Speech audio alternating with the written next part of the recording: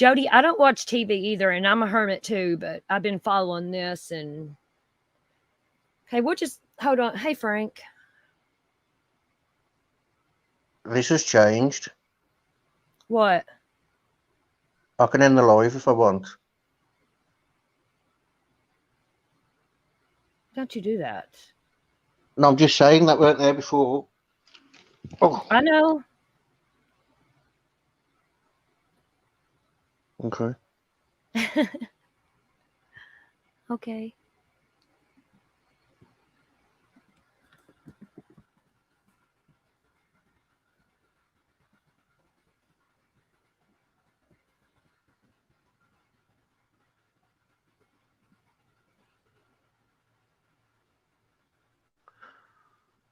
Okay. So, okay, I'll talk to you about off screen. Do what? Nope. So I'll talk to you about that off screen. I don't know what it is. Go on. Sorry. Oh, nothing.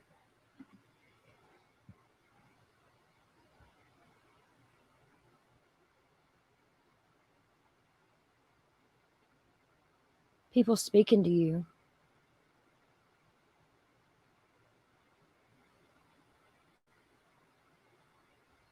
Who's speaking to me? Fairy floss. Sorry, I was getting my Dr. Pepper and Dr. I'll Pepper. just put it, I went to the chippy. You know what it's like. You walk into the shop. Huh?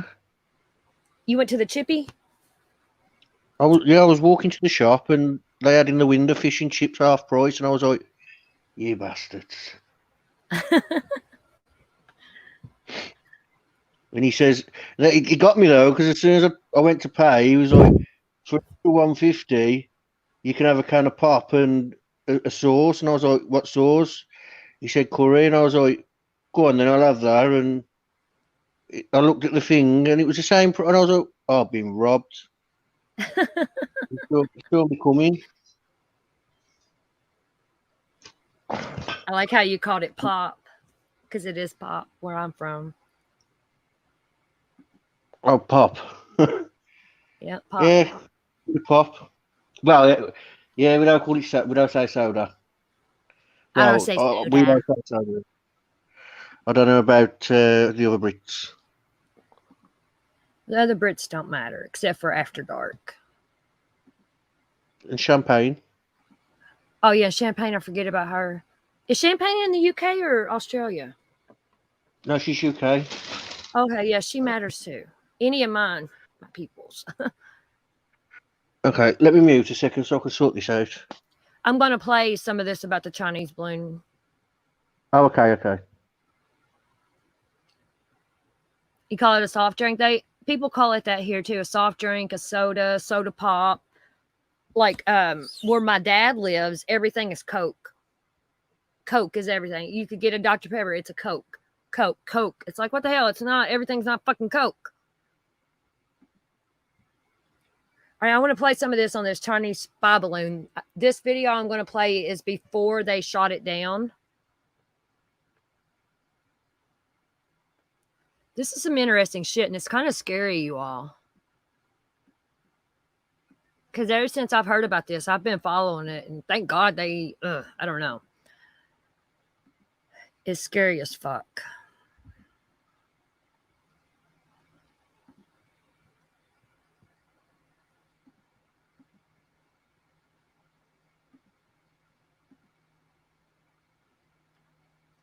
This here, it's a former CIA director that talks about what's inside of this Chinese spy balloon. And I don't know how true it is, I don't know if these people know how true it is, because I've never heard of a spy balloon until this. I was like, what the fuck? I thought it was a joke at first. Just like Upchurch said, it's like, man, they didn't see it coming from here or going through here. And they said it came down from Alaska and went through Canada and come down to Montana.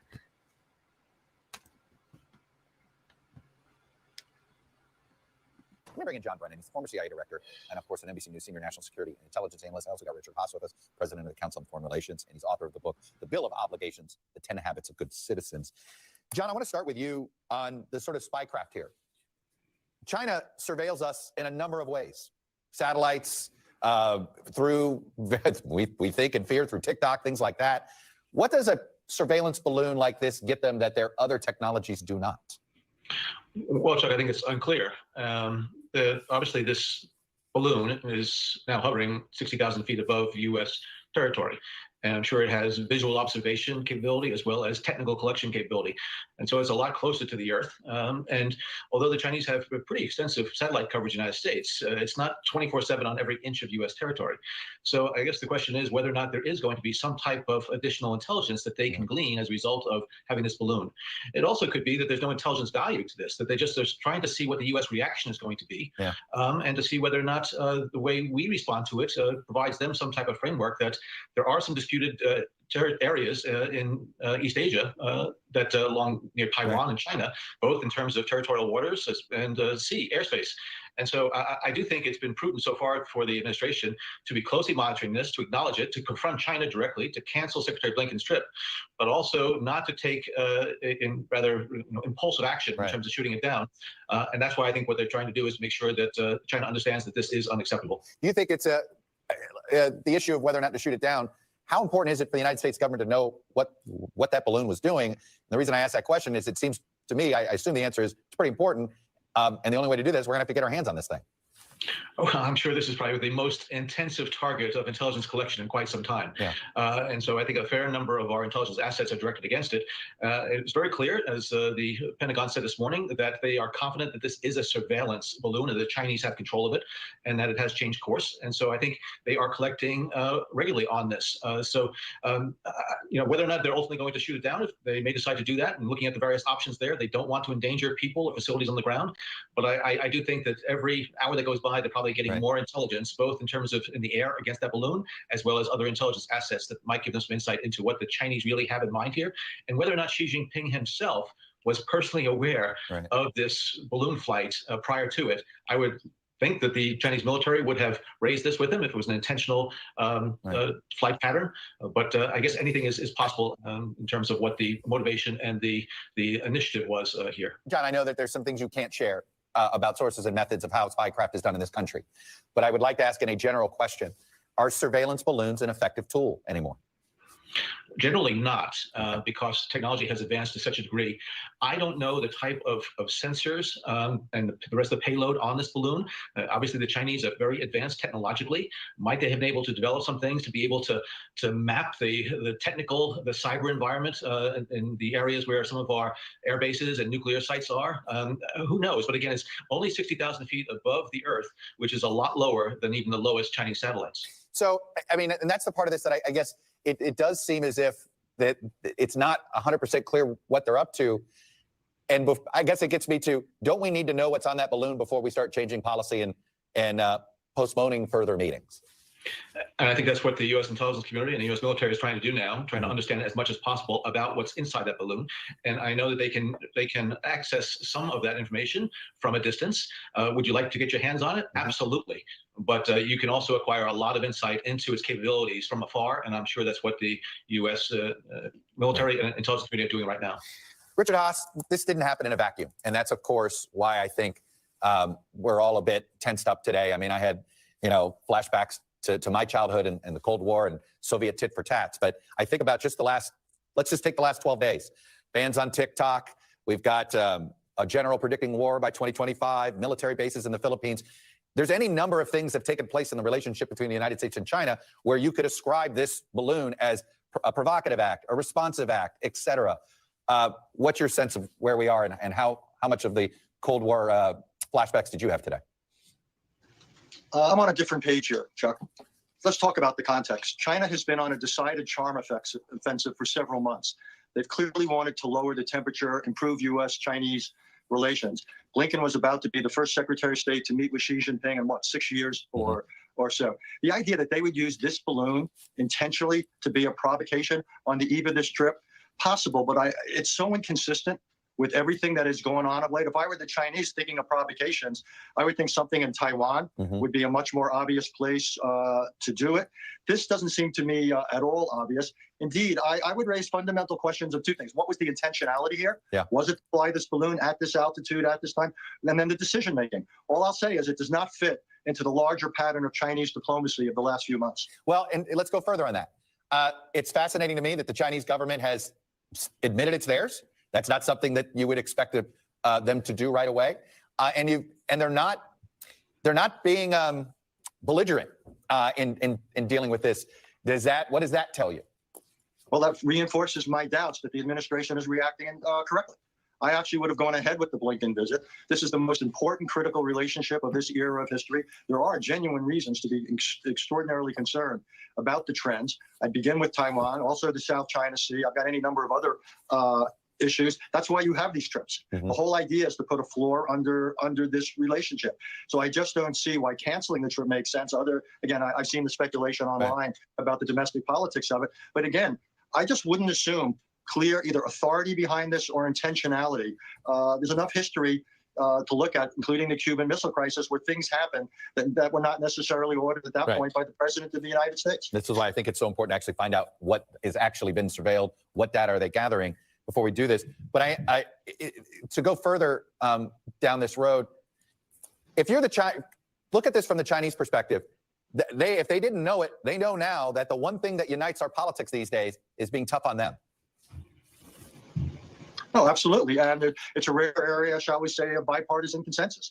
You'd be hard-pressed to see fundamental differences between the Trump foreign policy toward China and the Biden administration towards China. But again, China several months ago, after, given the COVID problems, after the 20th Party Congress, they have done a number of things, sent a number of messages to lower the temperature in U.S.-Chinese relationship. They wanted it as if they wanted to put off any crisis or confrontation, I think, for several years. So again, I just think that we've got to be very careful. And what you pointed to, the fact that the Chinese have reacted so quickly, that's fundamentally different from what happened 20 years ago when we had the aircraft incident. Early on in the George W. Bush's administration, the fact that they have not acted belligerently, again, they don't seem to be raising the stakes here. This, just putting out there the possibility they do recognize that they made a mistake. It was either a technology mistake or a decision-making mistake, because this it's not consistent with the thrust of what we've seen coming out of Beijing. And do you expect them to make another gesture to try to make that clear? It's quite possible. I think now you're going to have back channel talks to basically say, what would it take to get the Secretary of State in Beijing? And I would think there might be some kind of a statement, some kind of an action. The one thing you're not going to see are any more balloons anytime soon, if ever. John Brennan, former head of the CIA, Richard Haas, head of the Council on Foreign Relations. Always a privilege to get the expertise of both of you. Thank you. Thanks for watching our YouTube channel. Follow today's top stories and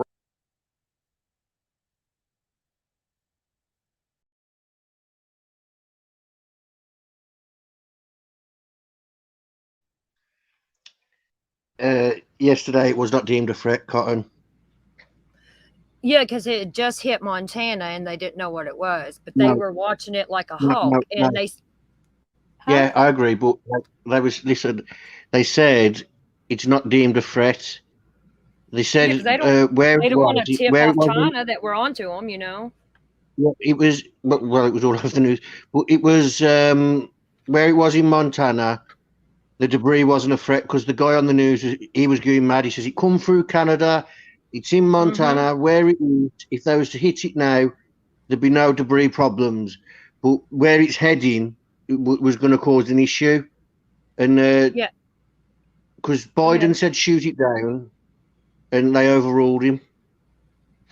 Yeah, then today they said they waited until it got over the large body of water so it didn't hit our land, and it moved fast because yesterday it was in Montana and then today they took it down in South Carolina. That's like total opposite sides of our coast.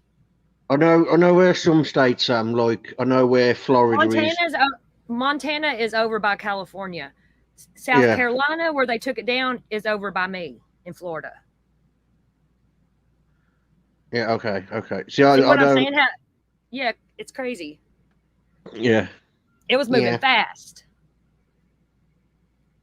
Well, to say it was just a balloon. I don't think it was a mistake either. No, China got caught trying to fucking spy on us, and now they're going to try to fucking backtrack. They said it was a what's it called, didn't they? What did they say? It was civilian something. yeah, Jody, I don't know a how it moved balloon. so fast, but it did. Because it went literally from Montana to South Carolina. Because they took it down at Myrtle Beach. Now they're just waiting to collect the debris to see if there's like a data box or what's inside of it. Well, it looks like there's a satellite on it. Yeah. It's Look at crazy. it. How is that something a civilian would fucking put up? Who would not notice I know. a civilian in a big balloon with a satellite? You know what I mean? It's like, come on. I think if a civilian done it, it'd be like like a competition. Like when you was a kid, you used to see like they used to let balloons off and see how far it'd go. But it'd be all over the news, all around the world, wouldn't it? Do you know what I mean? To keep an eye out for civilians. But see, it went through Alaska first, I think, then Canada, then it went through Montana to enter the United States. I got some more stuff on it here we'll look at. Yeah, this is fucking crazy, man. Only in America. It's America. It's okay. Imagine them coming here to spy on us. We'd take our kegs off and stand outside. They'd soon clear off. Trying to see what I want to play next here. Yeah, I have been into this all day. Jody says she can barely fly a kite. I can't even fly a kite, Jody. I can't. I suck at it. Another virus. You can't say that. I do have a video on my phone of them shooting it down, and you can hear it. You can hear the boom when it hits. See, if I don't know how to get that on my phone from my phone though to hear a video. It's easier to do like a picture. You know what I mean? Yeah, yeah. I have a video of it. Fuck, I don't.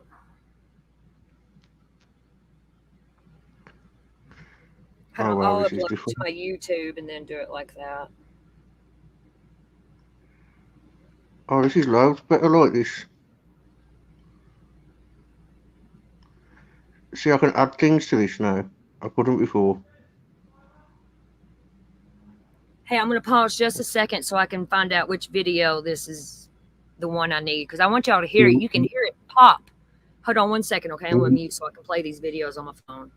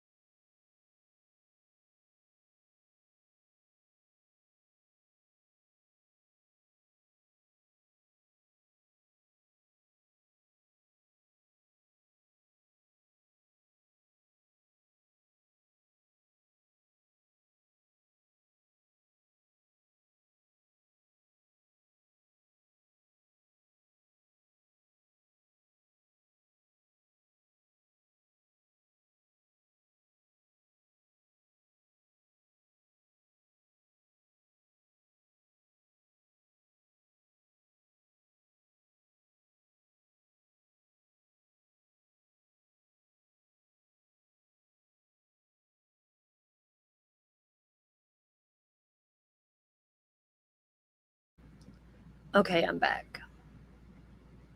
Let's see, is it okay? I made it into a short.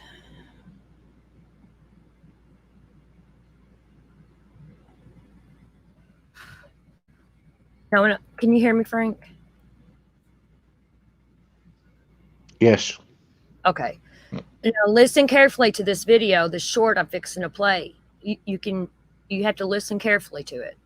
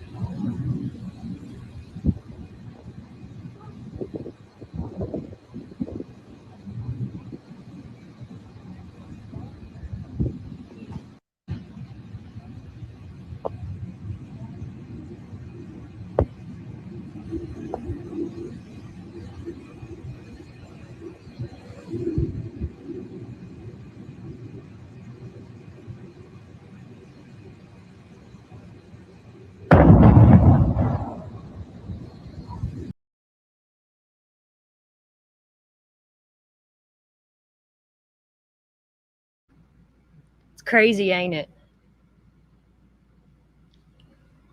Yeah. No, I don't think it's another virus. I think the military used their fighter jets, Jody. The military took it down. Top of the range water guns.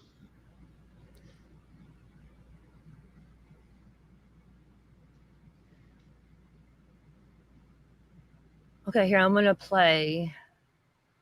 What was it? And there's some like you all, Britain and Australia, they've been covering this too. I got some stuff that y'all been talking about it. You got Trevor. Huh? Trevor McDonald. I don't know. He's like the guy in the news. It's on Sky Music Now on or something like that. Sky News or something. I don't know none of them. Well, here, we'll listen to it. We'll do that one first then. I think that's it.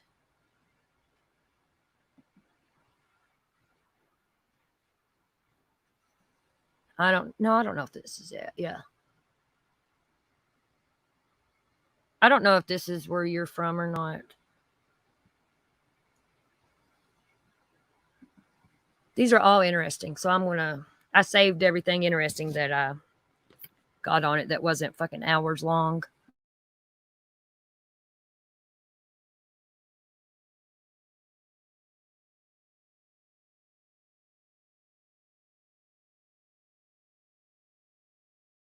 And we know that airspace was closed around 100 square miles off the Carolinas. A number of flights stopped following an order in the past hour or so, and that will prove where the balloon had been heading. It was over North Carolina, Charlotte a couple of hours ago, and it has drifted. So it seems to have been brought down over water. That is the supposition. Mark Stone is our US correspondent who's monitoring events live from the Pentagon. So it is down, Mark. Very, very significant developments over the past 5-10 minutes or so. I'm looking at images here, which I hope we can bring to you at some point in the next few minutes, which show the sky and the white dot that is the balloon that we have seen over the past couple of days traveling across the continental United States. And a small plume of smoke hits that white spot, and then it appears to deflate and begin to come down. There is also some vapor trails of what look like either a military aircraft or perhaps a missile in the same area as well. What we do know, as you say, is that President Biden in the past hour or so gave the order to take the balloon down. He pretty much said as much when he was asked by reporters a couple of hours ago what he would do about the balloon, and he said, "We will take care of it." Now, that combined with the fact that a NOTAM order was put out, that's a notice to airmen, anyone flying in the area around Myrtle Beach, Wilmington and Charleston in the Carolinas, anyone in the air should get out of that particular bit of airspace. We then saw there was only one plane in that airspace, and it was a US Air Force plane. So all of that together brings us to this news that it does appear to have been shot down or at least taken out in one way or another. So the effort now will be, as we understand, to recover the wreckage. Of course, we know from what the Pentagon has told us over the past 2 days that they were very wary about shooting it down over land because this is such a large balloon. We understand that the payload itself is the size of 3 buses. So a very, very large thing that they needed to take down. And of course, if it had come down over land, then there would be no guarantee that it wouldn't hit anyone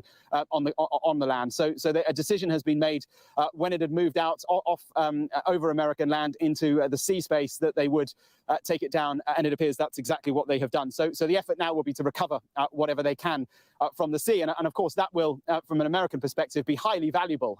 If the Chinese are right that it was simply a weather balloon that went off course, well, we'll soon find out if that was the case or not. So that appears to be what's happened, and I imagine there is a situation room in the Pentagon behind me where all of that was carried out. Over the course of the past few days, the Pentagon has been giving the White House options over what to do. Their advice was don't shoot it down over land, but clearly that advice has now changed. Politically, for President Biden, there was a dynamic too, because the president was under a lot of pressure not to let this one pass, literally.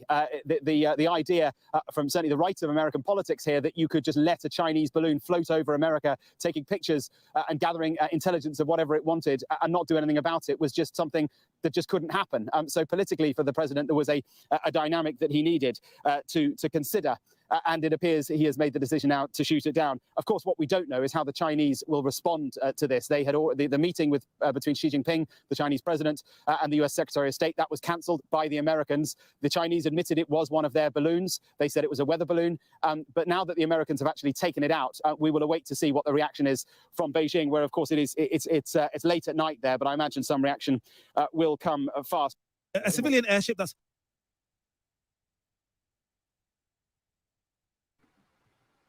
Yeah, as soon as it got over water, they got it. Because Myrtle Beach is right there on the water. I mean, that's probably one of the most best things Biden's ever done for this country is to wait for it to get over water. That's the best thing he's ever done for our country. Fucking sick pervert motherfucker. He never waited. He wanted it down. He never wanted them to wait. He was overruled. You're muffled a little bit. I can hear you, but you're a little muffled. It says he wanted it down straight away. Loud. It's because my microphone's on the back of my phone. I don't know what's on the back of my phone. Damn Brits. Bloody Brits. Mm-hmm. And then okay, here is where a former CIA officer talks about an operation gone wrong. I'm curious to see the information that they collect from it. It's going to be very interesting. I think China's full of shit. They thought they was slick. They come in from Canada. That's blown, of course, due to the wind. What say you? Well, this is a pretty classic script that we're watching be acted out. It's an intelligence operation, and they are intended to be out of the public eye and confidential, even if the country that is being targeted is aware of them. There's a lot of kabuki dancing and that goes on in intelligence so that each country can avoid having to deal with a problem, a diplomatic incident. But when there is a flap, which is the CIA term for when an operation goes wrong, then there are classic steps that play out. And in this instance, the balloon was noticed, and it was noticed was made public. So the classic response of the perpetrator is to say, "Oh my goodness, there must be some mistake. It was a low-level person who exceeded his orders, or it was a balloon that blew off course that was trying to measure temperatures in the stratosphere." And that's what's playing out now. So far, it has followed the classic pattern of intelligence operations that are detected, and a slap on the wrist is given. In this instance, that is, it be made public. And also that the Secretary of State's visit be postponed. And now the next thing that would probably happen, if this follows the pattern where countries want to avoid escalation, is that the Chinese will say, "Oh, so sorry," and they will back off for a time. But we'll see. Let me say this though. I mean, why would China use a balloon, which sounds so early 20th century? You know, a balloon, a massive thing that everyone can see, when it can use satellites that might not be so obvious? Well, that's a very good question. And clearly, we all know that the Chinese have sophisticated spy satellites. Now, an argument can be made that the sensors that would be placed on a balloon at 60,000 feet might have greater capabilities for collection, probably do, than a spy satellite, which is 300 kilometers, 200 miles above the ground. But that raises the question as to why the Chinese would do something that is so easily detectable. We can surmise, but we don't know. My guess is that it fits into actually what is an explicit policy of the Chinese government under Xi Jinping, which is called wolf warrior diplomacy.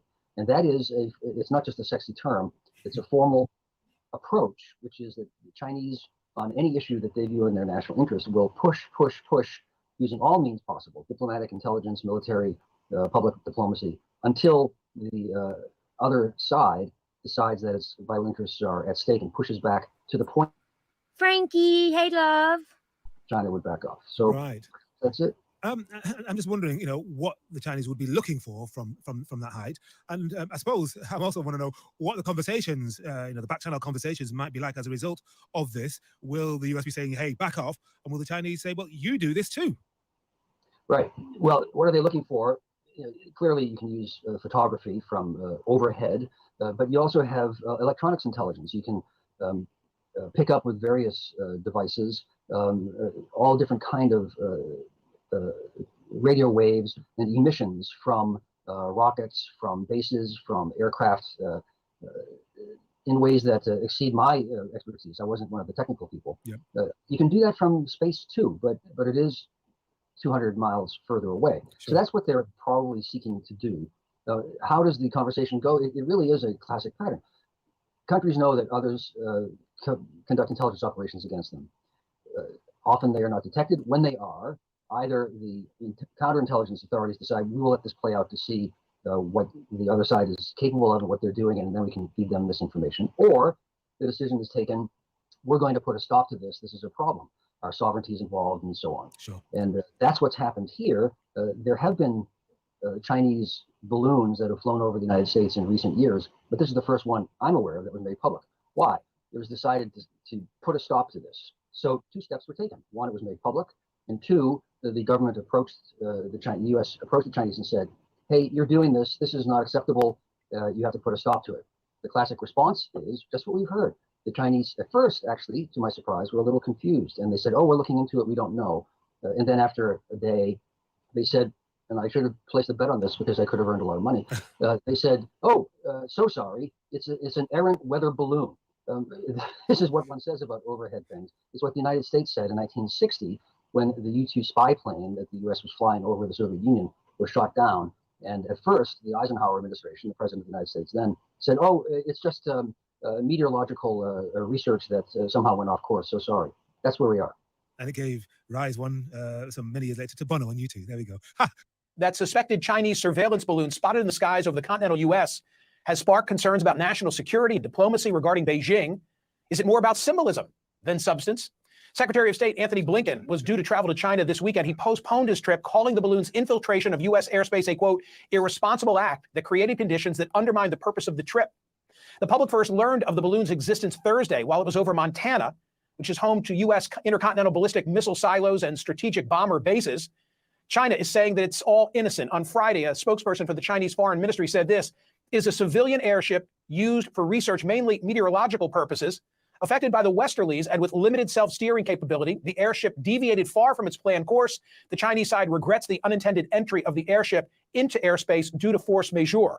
But the U.S. State Department called it a, quote, clear violation of our sovereignty as well as international law. The Pentagon said on Friday the balloon currently does not pose a military or political threat. And a senior U.S. defense official told CNN that military officials had advised President Biden not to shoot the balloon down due to fear over the debris posing a safety threat. I tweeted out a quick take last night. I said the violation of our sovereign airspace should not be a partisan issue. Many are questioning why we aren't taking it out, and they especially are coming from the right. Florida Senator Marco Rubio, a member of Congress's so-called Gang of Eight, who are briefed on national intelligence matters, he tweeted this: it was a mistake to not shoot down that Chinese spy balloon when it was over a sparsely populated area. This is not some hot air balloon. It has a large payload of sensors roughly the size of 2 city buses and the ability to maneuver independently. Utah Senator Mitt Romney wrote, a big Chinese balloon in the sky and millions of Chinese TikTok balloons on our phones. Let's shut them all down. Over on Truth Social, former President Trump, much more succinct. Shoot down the balloon, he said.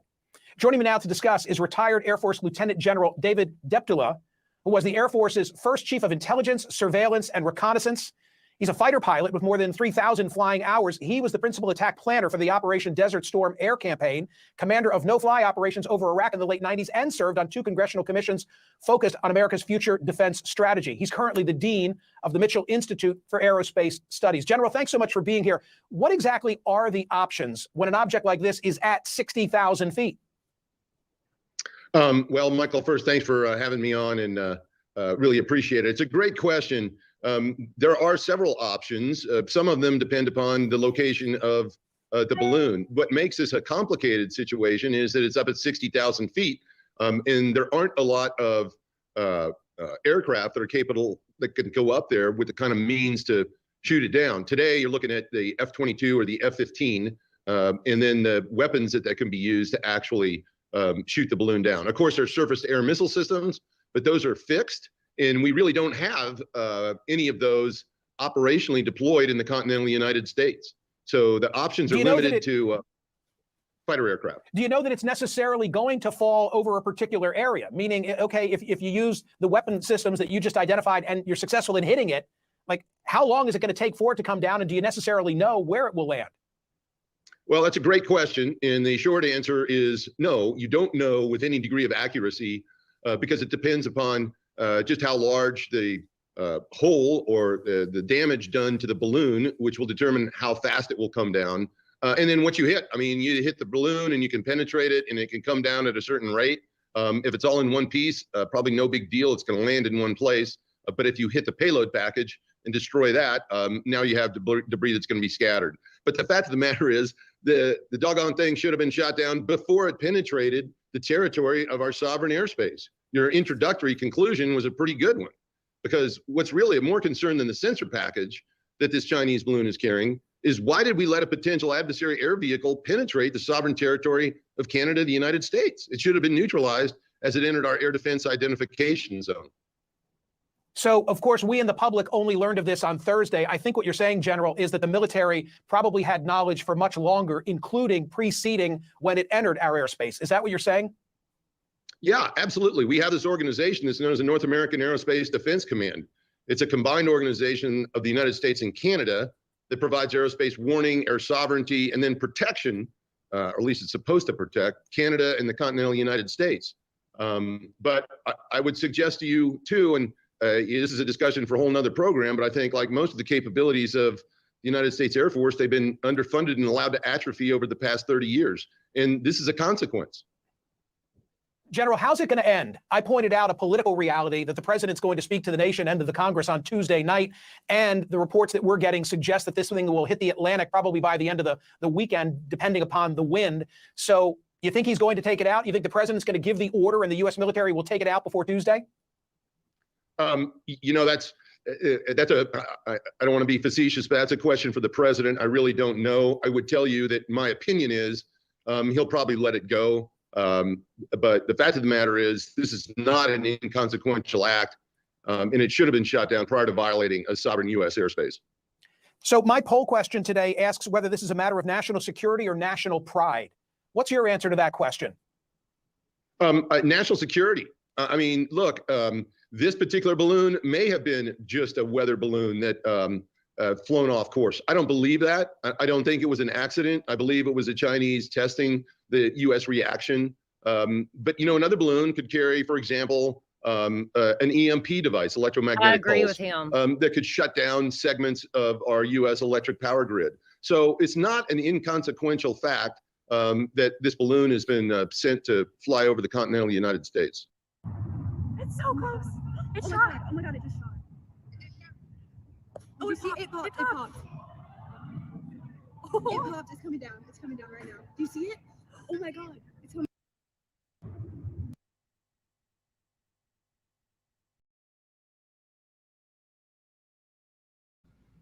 It's fucking crazy. See, it was going to talk Thursday or Tuesday. What's today? Saturday? Yeah, they got it. I just don't see how it traveled so fucking fast.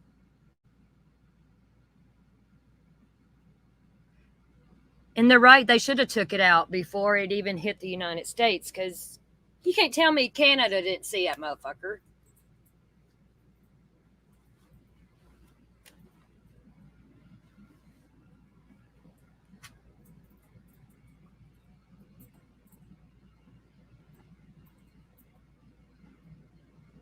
But that was before they shot it down.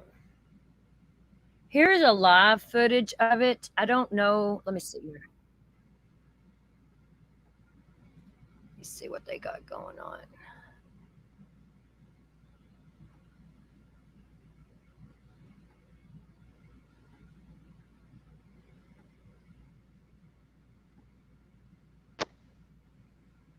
I wouldn't say more scary. I'd say more crazy.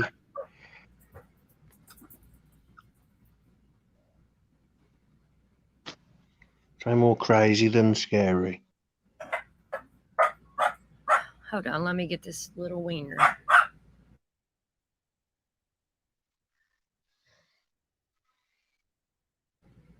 All right. I agree with Jody though. It's scary. It's scary to live here, Frank, and have to deal with this shit. It really is, because America's got some enemies out there. And after 9/11, man, I'll never forget when 9/11 happened. 11/9. 9/11. 11/9. No. Yes. In your neck of the woods, probably. But okay, here I'm gonna play this as a live coverage, but I took it back some, and I'm gonna speed it up, and we're gonna, because they're watching it live to get the debris, and I'm so curious what they get from that debris. Maybe they'll get a free membership. You'll get a free membership? No. Don't you be giving away more memberships either. Thank you for that last night, but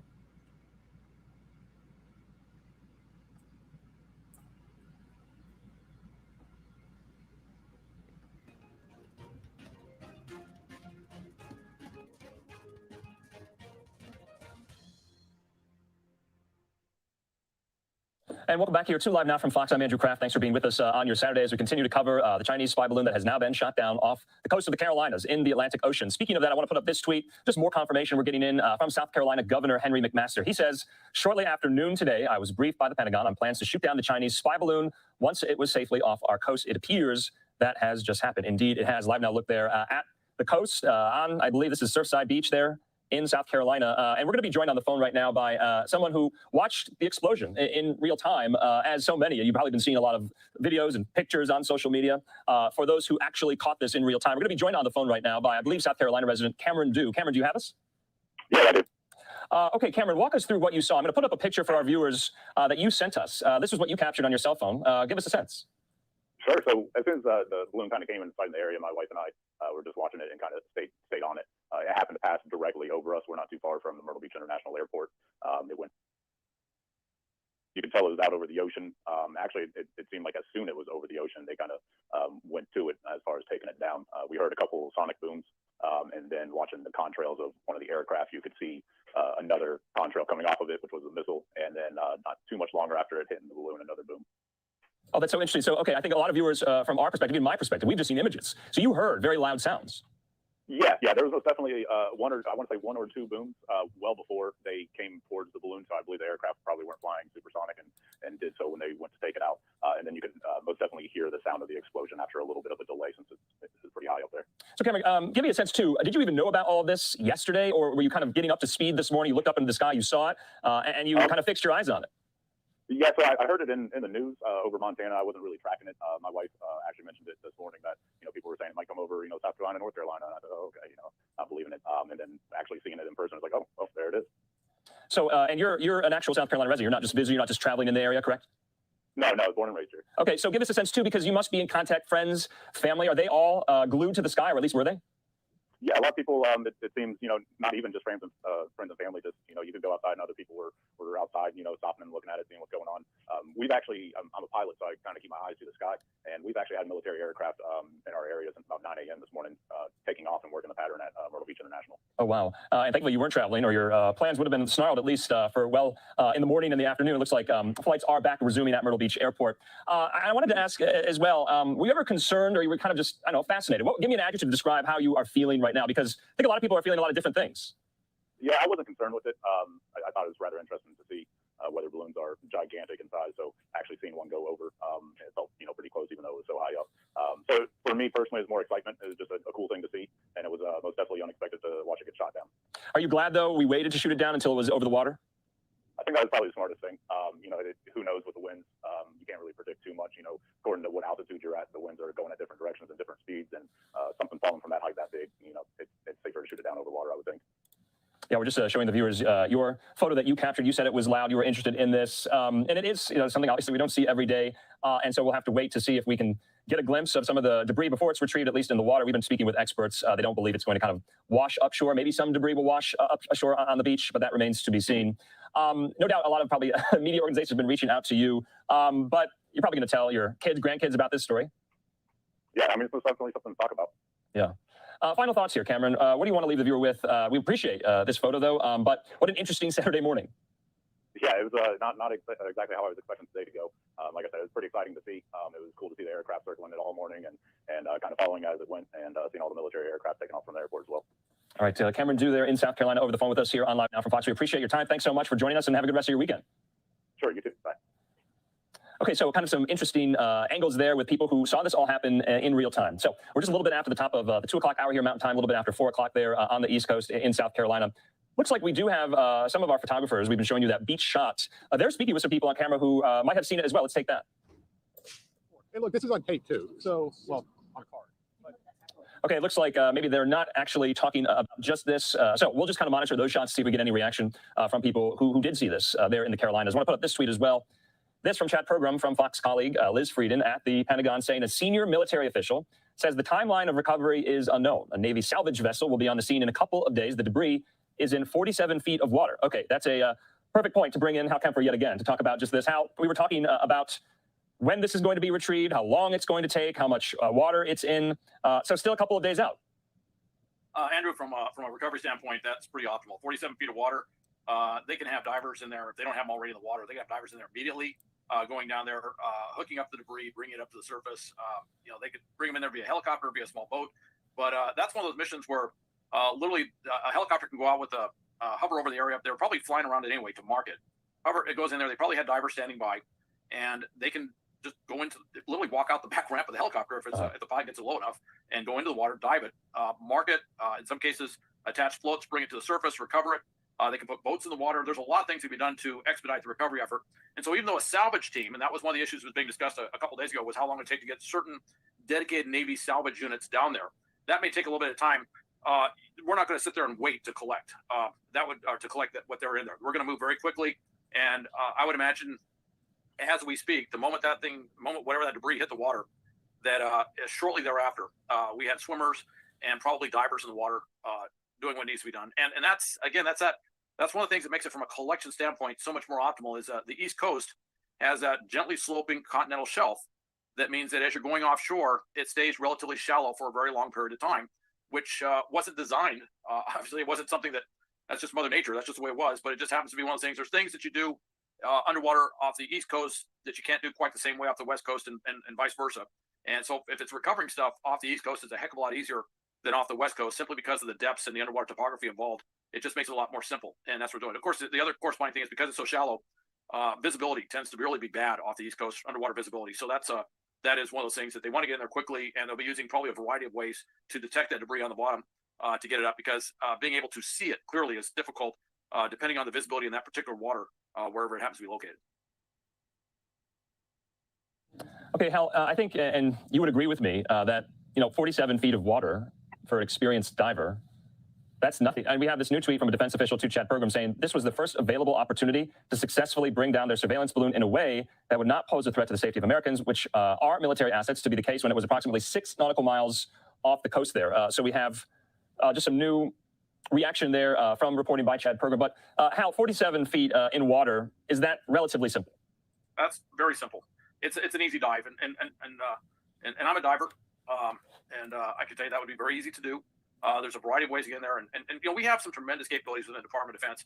We have teams that are trained up where they can parachute out of aircraft with scuba gear, and go in and do something like that. This is not anything that would need that level of complication. This is very simple. What they could do with something like this is they could put boats in the water. Helicopters would be an optimal platform to go in and deliver the divers, the swimmers, the boats that you need on site immediately. You can have them standing by. They're watching it come in, and the moment it hits the water, they immediately go in there. They put swimmers in the water. They put divers in there as quickly as possible. They have all the things they need. And at 47 feet, another thing I'd point out is it allows diving in a very long period of time. Okay. Simply put, that's not that deep. So you can stay down there for quite a while and look around. So from a recovery standpoint, it's somewhat optimal for divers, for manned divers, because it's just not that deep. So you don't have to worry about some of the other issues you do with deeper dives, where you deal with decompression issues and mixed gas and stuff like that. And this one, it's very open and shut. You can stay down there a long period of time. And of course, if they get in there more quickly, that's less chance that some of that, particularly that heavier technical equipment, will have a chance to set in on the bottom, and possibly with the currents there get covered up by some of the sand and stuff that's there. So it's going to basically allow them to get in there quickly, recover the stuff quickly, and then start the forensic work on what it is that they did collect. Okay, Hal, we just want to show the viewer, we were trying to queue up just some comments caught on camera by someone who watched this all unfold there on the beach. We want to play that interview right now. Let's listen. L-E-W-A-L-L-Y? Correct. Where are you from? Are you a local? Yes. Okay. You live in Surfside? No, I was trying to think. I'm originally from Charleston, 22 years in the Air Force, and then I retired here to Merle's Inlet. Okay. Were you in Merle's Inlet when you saw it happen? Yes, right outside my house. Okay. If you could look more towards the right. Yeah. Okay. I know, right in the sunshine. Well, how'd the day start for you when you started paying attention to this? Well, somebody from Charleston, as a friend, was calling me and said, did I see the balloon? Because she heard on Fox that it was coming our way, to Surfside. So I told her I had not seen it, and I went outside. The sky was blue, and there was nothing in the sky at all. So I went back inside, and about 20 minutes later, I went back out, and there I saw the balloon, and it's right over my house. Big white balloon, and then I started looking around the sky, and I saw some jets, military jets, flying around in circles around the balloon. So I did see that, and then I saw some fighters because they were faster than the other jets, and they were circling too. So where were you when the balloon was shot down? It was shot down. I was right outside my house, still in the street with my neighbors, and we could see one jet lined up on the target, and he accelerated, it seemed like to me, and went straight at the target. And then I saw something come off the bottom of the jet, like a missile off the rails, right at the target, and shortly thereafter the balloon exploded. And then I saw the balloon Roman candling to the ground because all the air had been lit out of helium, and there was something underneath it that was heavier that went down first, and then the balloon came down slowly thereafter. How'd you feel when you realized they shot it down? That's my boys, United States Air Force. Did it make you proud? Oh yes, very proud. You retired? Yeah. Yeah, I had 22 years in the Air Force, and so I was a weapons controller, and what they did today is what I did in the Air Force, shooting down the enemy. And it made you feel proud? Yes, absolutely. Very proud. Anything you can kind of say about what you think they were doing that, people who don't have that kind of background may not understand? They were doing. Who's they? The guys up in the plane. Oh, in aircraft? Yeah. I think they were lining up on the target. They were waiting for the word to go. The main thing was waiting for it to get over water and within the 12-mile limit, so that it was on international waters. So, and as soon as they hit that, it seemed like the jet took off after the target and fired the weapon at it. Anything else you feel like we didn't ask you that you may find of interest? One thing I haven't found out is was it guns that shot it down, or was it a missile? Because I could see it come off the rail, and I thought it was a missile. The reports are that it was a Sidewinder missile. Okay. So. And they were from Langley. Yep. So F-35s, I think. Yeah, it could be F-35s or F-22s, they're saying. 22, okay. Yeah. Because we have F-16s right here at Shaw, and I thought they could be there because I see them flying overhead quite often. Yeah. So it's kind of a small target for, an F-22 and a missile with not a lot of heat signatures. Yes, I know. Yes, I've intercepted, and my job in the Air Force was to intercept targets, and sometimes it's tough to that, and the missile has to take over. So I'm very proud of my boys. They did a good job. Do you think when they were bringing this down, it was meant to destroy the whole balloon, or do you think it was an attempt to kind of keep everything in as good shape as possible to recover? Well, I think they're trying to get the balloon down and keep it from floating on international waters where it could cause an incident if it occurred. So, but I'm surprised they waited this long to take it down. So tell me about, real quick, about so we can set you up. You're a retired Air Force. Yes. Tell me how many years and what you did. I was retired Air Force Lieutenant Colonel in the Air Force for 22 years. I was a weapons controller. Okay, so that gentleman right there watched it, he heard it, and he was giving his perspective. Of course, he has some experience in this as well, going over his, past career in the U.S. Air Force, talking about it. All right, we just got new video in, and we want to show you it as well. This is the moment, I believe, the balloon was shot down. It's coming down. The debris is kind of raining in the sky. People are cheering. Let's watch.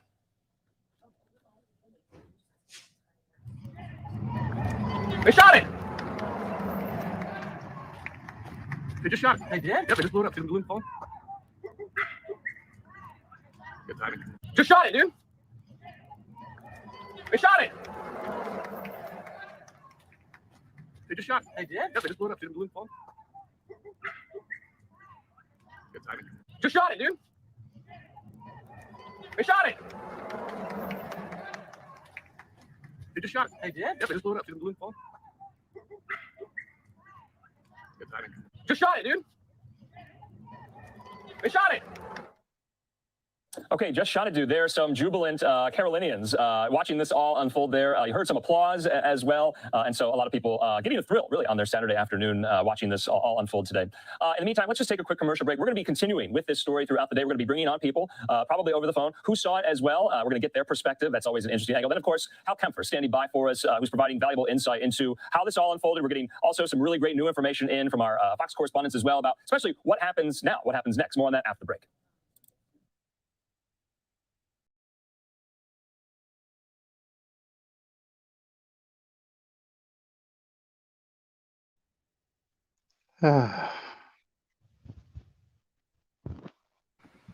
There's more to it that I'm going to play, but I'm just taking a break with them for all of us.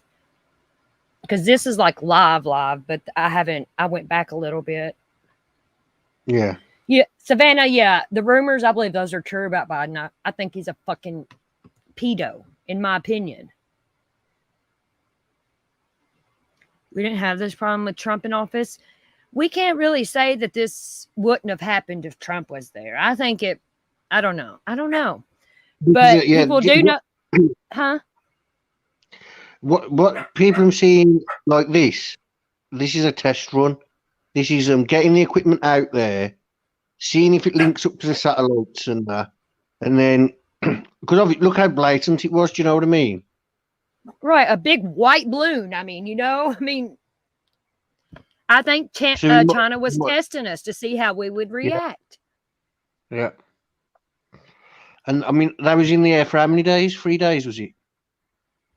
Thursday, yeah. So 3 days. They had 3 days worth of data they could have collected if they did collect any. And seeing where they went in at Montana, I can't remember what they said exactly was there in Billings, Montana. There's some kind of something there, intelligence, something or something. Yeah, really but on the news, important. they was talking it down, saying it was pig silos, weren't they? Mm-hmm. That's And then true, Jody. someone It was better when we had Trump. Trump is going to run next year for president again, I believe, and I hope he does, because I don't care what people say about Trump. He done a good job, in my opinion, and he's for the working people. I watched his thing yesterday. He's going to make it illegal for people to start like transitioning their kids at a young age. He says it should be completely illegal. Any doctor that agrees with it will be punished by law. That's not fair, though. That's not right. Transitioning kids, giving them hormones that are blocking their hormones, so they're not developing. Because that you're destroying a life doing that. Fair enough, when you're old enough to, that's different. But doing it to a kid. I misunderstood you. Yeah, I agree. Yeah. A kid, yeah. A kid don't have the mentality to even make that logical decision. Yeah. That should be a child's choice when they're older. I agree with that. Oh, I didn't hear that Biden's sick. Well, good riddance. It's just, this is crazy. I've never seen nothing like it. What, the balloon? Yeah, it's wild. We had a hot air balloon go over us once, but I'm pretty sure it was like Australia sent it. Oh, I've seen tons of hot air balloons, but not something like this. All right, we're going to continue. Huh? Okay. Yeah, no, I was going to say that.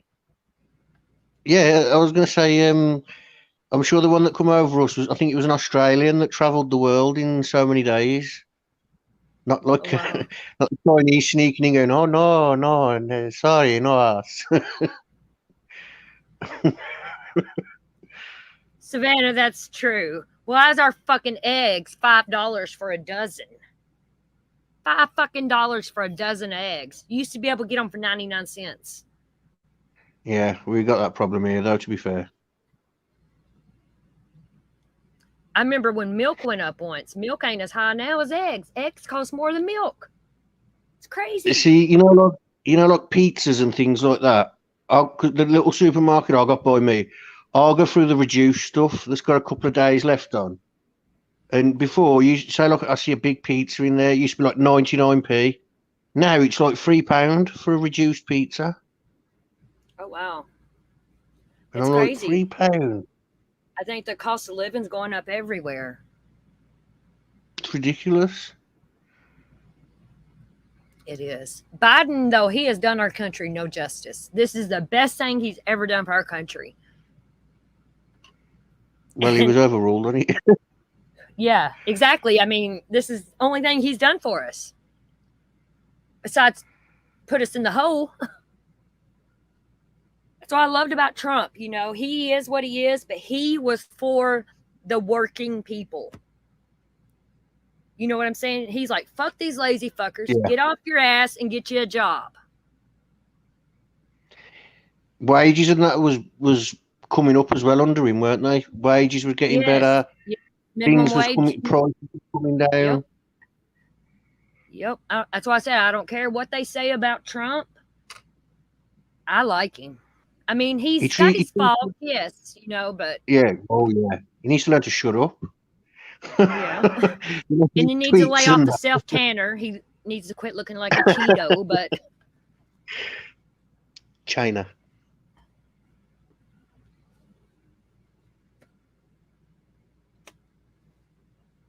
yeah, I like After Trump. that, stay out of it, please. This is not a British debate. Thank you.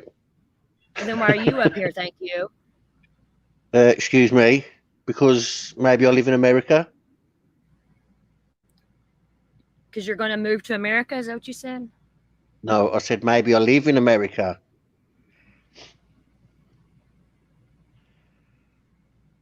Okay, we're going to continue watching this. Sorry, I haven't watched like the newer part of this stuff. That's shit. What did I just do?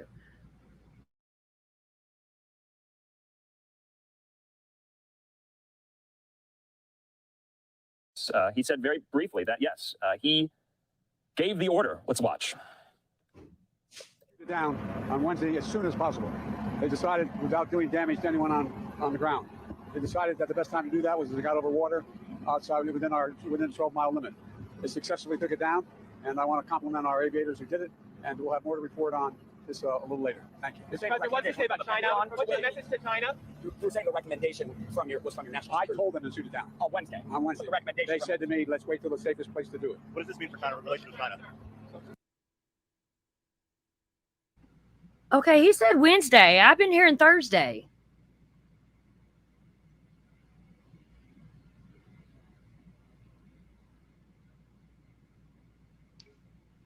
It's Biden. He probably got his day mixed up.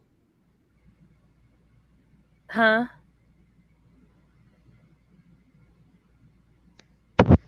I said it's Biden. He probably got his days mixed up. Right, he's fucking old. He does look like he's on his last leg of life. Fucking hair sniffing motherfucker. Go sniff kids' fucking hair, sick fuck.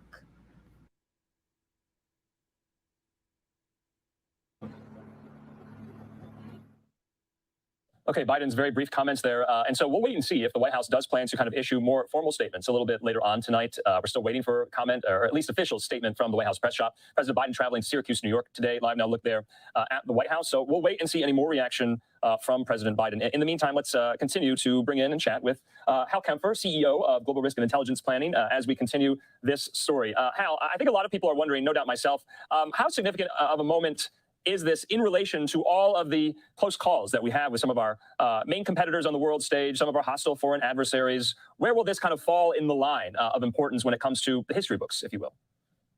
Andrew, obviously, it's a very dramatic moment watching that thing get shot down, live on television with all the coverage. So in that regard, the visual statement will be rather profound, because a lot of times these things happen. We don't have a visual, any footage or anything that shows when exactly it happened. So in that regard, it will rank higher just because we can show it. However, it was an unmanned system.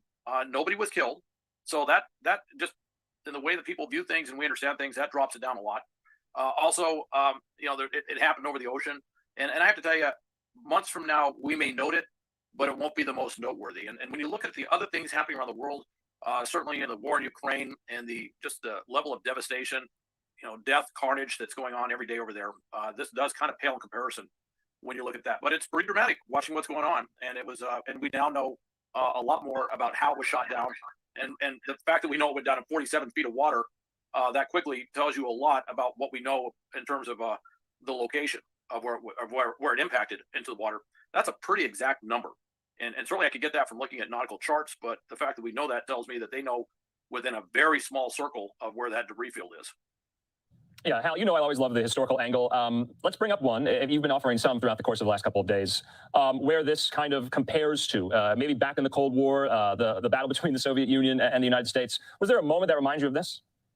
Probably the one that jumps out the most was the U-2 shoot down in the May of 1960 with, it was our aircraft. It was our spy aircraft, which was Francis Gary Powers was the pilot. And it was a high-flying aircraft, not unlike what we see here, very high-flying. At that time, we didn't think the Soviets had anything that could reach that altitude and shoot one of those aircraft in. And I would point out that when it was shot down, it really changed U.S.-Soviet relations. There had been a slight thaw in relations where Khrushchev had met with Eisenhower at Camp David, and it seemed that the Cold War was getting a little warmer, if you will, in terms of just the relationships, not the fact that it was getting more dangerous. And then this happened a few weeks prior to the planned Paris summit between Eisenhower and Khrushchev, which was called off. A distinct parallel to what happened with Secretary Blinken calling off his trip this weekend to China. There was a lot of you had to kind of look back and say, wow, that's a big connection. In that case, it was a little bit different back in 1960. But I would also point out that another parallel is here too. The Soviets knew that we were flying U-2 spy planes over the heart of the Soviet Union. They'd been able to track those on radar forever. They just didn't have anything that could shoot it down. They didn't have aircraft that could fly that high to shoot it down. They didn't have surface-to-air missiles that could take it down. But they knew, because they could see it on radar and they could visually see it at times, that our aircraft was flying over the heart of the Soviet Union. We know that the Chinese occasionally use these types of balloons to do surveillance. It's been going on for some time. I have no recollection. I don't know of any time they ever flew it over the middle of the United States like they did this time. But there is a stark parallel there as well. And this has caused what was some thought might be a slight thaw in U.S.-Chinese relations to go into a deeper freeze, if you will, a certain hardening. Certainly from the U.S. position, we have been very vocal about this. We've been very vocal about the violation of our territorial, of our territorial airspace, if you will, and the fact of what's going on there. So it has really changed things. But I just want to say one thing: is it's in the context of other things around the world. We just signed this week. Secretary Austin was in the Philippines. We just signed basic agreements in the Philippines, and that was clearly aimed at telling the Chinese, we're back, and we're going to work hard to contain your expansionist plans in the South China Sea and elsewhere around the world. And so everything is being done. It's not being done in isolation. It's being done in context of other things. So. Okay. Hal, I just want to put up some of the video of the falling debris. We now know it has hit the water. That has been confirmed. Hal, stay with us. We want to bring into the conversation now. I'm being joined on the phone by Angela Mosley, and she is in South Carolina for just a weekend getaway. Angela, do you have us? This is Andrew Kraft. I do. Yes, I'm here. Okay. Thanks so much for taking the time. And this was probably a surprise on your weekend getaway. Where are you visiting South Carolina from? Not very far away, just from Columbia. Oh, got you. Okay. So you're Columbia, South Carolina, you're from? That's right. Yeah. Oh, gotcha. Okay. So walk us through, describe to us what you saw today. So earlier we were just out doing some shopping. We stopped for some gas at the Sam's Club, and I went in, and I came out. My husband was waiting, and he's looking up. And I didn't know what he was looking at. I look up and I see the balloon in the air and the plane flying around. I was like, oh my God, I didn't realize it had gotten this far so quickly. And of course, we just sit there and watch along with all the other people looking. And we had already made plans to go down to the boardwalk. If anybody's ever been to the Myrtle Beach downtown, if you will, the strip, as you call it. We'd already planned to go down there and do some walking. So we got down there and we saw that the balloon was getting closer and closer to the water. And obviously the jets were circling. And I'm like, I knew as soon as it got close to the water, got over the water, that something was going to happen. So we just stood there chatting with other people that were doing the same thing as we were watching. And I knew once it got out a little bit further, it was going to happen. And so as soon as I saw the jet coming for it and started pressing record. Yeah, we're playing your video right now. This is a pretty great vantage point. So you're saying when you were, hand in the sky with your phone there up trying to capture this, a lot of other people were too. They were. Yes, they were. We've been hearing, and I think we can hear in your video, some applause, some cheers. So aside from the excitement, of all of this today, are you glad U.S. officials waited to shoot this down over the water? Were you at all concerned about this? Did you even know this story was happening yesterday? I did. I have been listening to it. As a matter of fact, personally, it should have been taken out before it ever got close enough to Alaska. It should have been shot down way before they knew it was there, and now it's gone across the entire country and it's gathered information that it should not have. Yeah. People can say it hasn't if they want to, but I believe it did, and it should have been taken out before it got close to people and become a danger to anyone, of course. But the fact is it finished its mission. It got off the coast. It was no longer usable. It had gotten everything it needed. Time to take it out. But again, I feel like it should have been taken out long ago. Interesting. No, interesting perspective there. Do you anticipate seeing any of it, wash ashore? Do you think you'll catch a glimpse of it sometime, the debris in the water? Are you going to stay with the story, I guess I'm asking?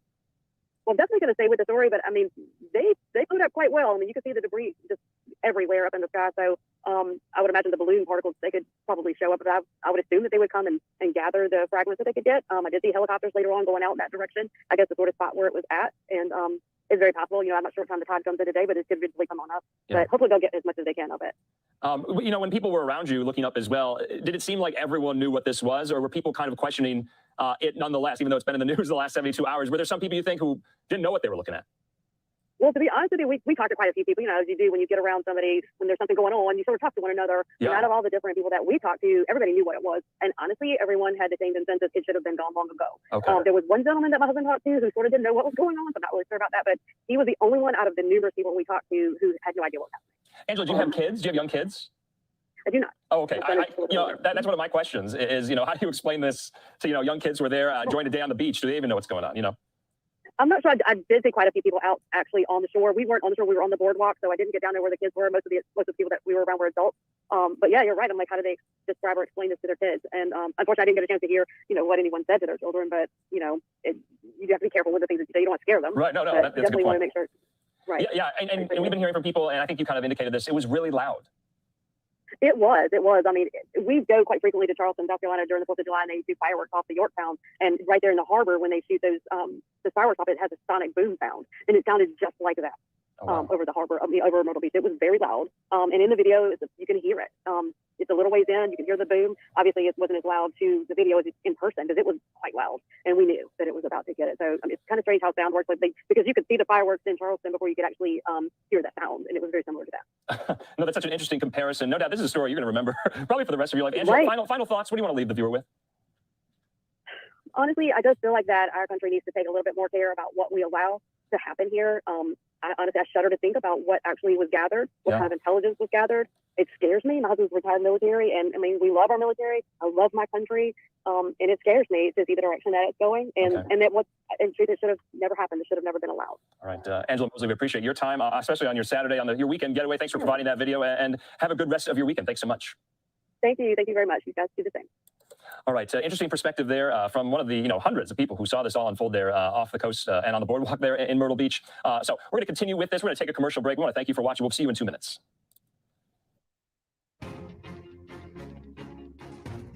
Head of intelligence at their embassy in D.C. and sanctioned senior officials and threatened to declassify their sensitive secrets if it happens again. Hal, do you think those are appropriate measures? I think those are measures. I don't know if they're appropriate measures. Each one of those has some very serious repercussions. I mean, it is, for every action, there's an opposite and equal reaction. Recalling the U.S. ambassador, that's a very strong signal. That might be done. That's possible. I don't know if we want to do that. There's a lot of other things going on right now where that maybe weighed in to say, it's not a good idea to recall our U.S. ambassador right now. Throwing out their head of intelligence, that risks them throwing out whoever our head of intelligence is at the U.S. embassy in Beijing as well. And we might not want to get into a sort of a tit for tat, sort of back and forth sort of thing, where we start, where we do something which may sound superficially gratifying, but in the final analysis is actually escalated to a point where we're degrading our own capabilities. And certainly within major powers, when you have someone who's your head of intelligence in an embassy, that's not something that's completely unknown to the host country. All right. In fact, many countries, it's very known. Allied countries, they always know who our head of intelligence is in the embassy. And even within hostile foreign countries, they have a pretty good idea of who our head of intelligence is in the embassy. So we may not want to get into that whole back and forth sort of thing. Now, as far as sanctioning senior officials, threatening to classify sensitive secrets, I got to tell you, that's not one I would pursue right away. Sanctioning senior officials, maybe, but who? There's a whole lot of work that needs to be done to figure out who's behind this. And frankly, it's a Chinese PRC government operation.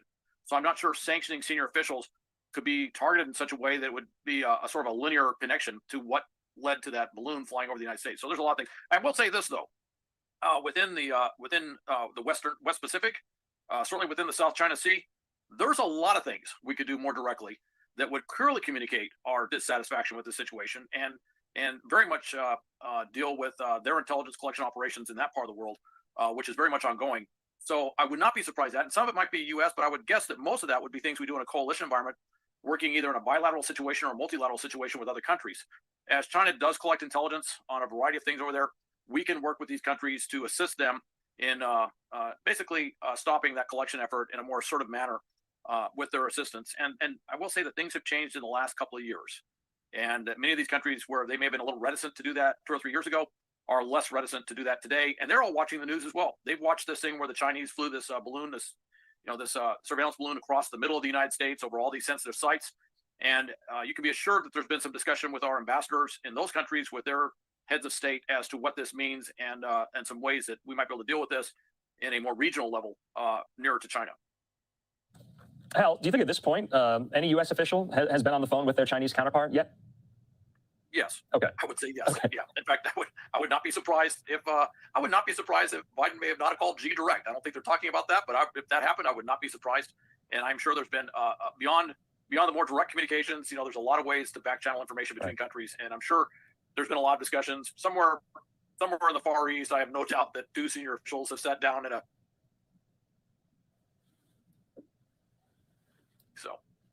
Hal, I wanted to ask you as well, does this give us a sense of heightened leverage over the Chinese at the moment? Remember, we were in the early days of the war in Ukraine when Russia invaded almost a year ago. We were saying, essentially, China don't assist Russia with anything doing with the war there in Ukraine.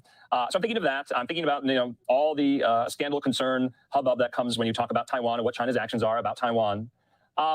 Is our, I guess, leverage bargaining position even greater? I know we are the United States of America, but is it even greater, Hal? All right, it does look like we have lost Hal Kempfer. Let's take a quick commercial break. It's about 2:45 here, Mountain Time, 4:45 there on the East Coast. We're going to work on getting Hal Kempfer back. Actually, it does look like, do we have you?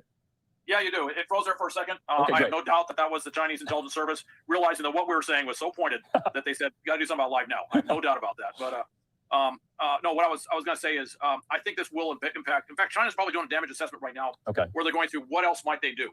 And there's some things we have alluded to tied to their support of Russia in the war in Ukraine that we have not implemented yet. And right now, and the Chinese kind of understand this, I think, within our system. They see our democratic system, this with our Congress and everything else. They see that as a sign of weakness. All right. I would say if there's anything over the last year that China and other countries have realized is that democracies also have a truly powerful center, in that unlike an autocratic government, when we move in a unified manner, we move in ways that they can't quite emulate. And that's one of those things. I think if you go to Congress right now, everybody on both sides of the aisle is righteously furious with the PRC. All right. They're angry over this. Obviously, some will be taking shots at the White House. They should have done this or should have done that. We've talked about that already. But they're furious with the People's Republic of China for having done something like this. And if there was ever a time to start imposing more direct sanctions or other measures on China, politically speaking, this might be that time. They have done something which is politically stupid on the international stage. They have exposed themselves to the righteous indignation of the most powerful, not only the most powerful country in the world, but the most powerful democracy in the world. And they have done so in a way that has unified both sides of the aisle as to wanting to do something more about China. Yeah. And I think that may play out in the coming week and weeks as far as what that does. And some of that may have very little to do with the balloon and have much more to do with things that we had on the shelf that we want to do about restricting their ability to support Russia in its war in Ukraine. Yeah, Hal, that's what I was going to ask. Is China going to essentially, come to the United States with their tail between their legs, saying, we're sorry, what do you need from us? Any conciliatory gestures to try to get past this major international row, this incident? And you're kind of alluding to maybe that might happen in some degree in other aspects on the global stage, possibly. They might. I don't anticipate a high-level delegation. I certainly don't anticipate Xi running to Washington saying, "Hey, I'm really sorry about that. I don't know what happened or what we were thinking." What I do see is you might see some conciliatory statements coming out. You might see some softening of language. China also has to, essentially, avoid embarrassing itself further on the global stage, and so they might start doing some things. They might start trying to more overtly deal with our diplomatic presence overseas, things like that. There might be some consultation with our ambassador where they express some things and maybe try to put this meeting with Secretary Blinken back on track in some way, shape, or form. You might see some. Thank you so much, Patty Ponytail. I appreciate that. Thank you. The U.S. Congress in a way that has unified Congress into wanting to take strong action against China. And that should have them very concerned. And, matter of fact, that's with countries around the world, that's tough to do with the amount of partisanship within our Congress, is to get them unified like this. And it really has unified them in a way that should make China very nervous that they have crossed the line and that worse could come. Much worse can come than just shooting down a balloon. I'll say that much. Okay, I want to put up this tweet from Pentagon producer with Fox News, Liz Frieden, just with some more facts and get you to respond to them. How we want to continue to update the viewer in real time about the information we're getting in about the nature of this whole operation this morning. So she says Chinese spy balloon takedown facts, taken down by just one air-to-air missile from an F-22 at 58,000 feet. The balloon was at about 60 to 65,000 feet and 6 nautical miles off the coast. No indication any people, including military personnel, civilian aircraft, or maritime vessels were harmed. This kind of goes to how you and I have been speaking about for the last, 3 hours now. And so if you could, the part of this tweet that strikes out to me is air-to-air missile from an F-22. Yes. Can you help us explain that? What I have seen, and we actually got that a little bit afterwards. We had a lot of great close-up pictures of the balloon itself, basically shredding. And we had discussed the fact that it was probably some sort of proximity warhead that could have been probably from a missile that had gone off right next to the balloon itself, and then just shredded it so it came straight down. What has come out since then, it was a Sidewinder missile, what's called an AIM-9 or an AIM-9 missile. It's a Sidewinder missile. The old Sidewinders way back when were heat-seeking missiles. They still have that capability, but the new Sidewinders are much more robust in what they can do, and they can target in ways that the old Sidewinders could never dream of targeting. And it was a Sidewinder missile, which is a standard complement missile on an F-22 aircraft, and it was fired at the balloon. So we do know that happened, and we see that clearly here. You can see the contrail, a distinct separating contrail from the aircraft. That is the indication that a missile was fired.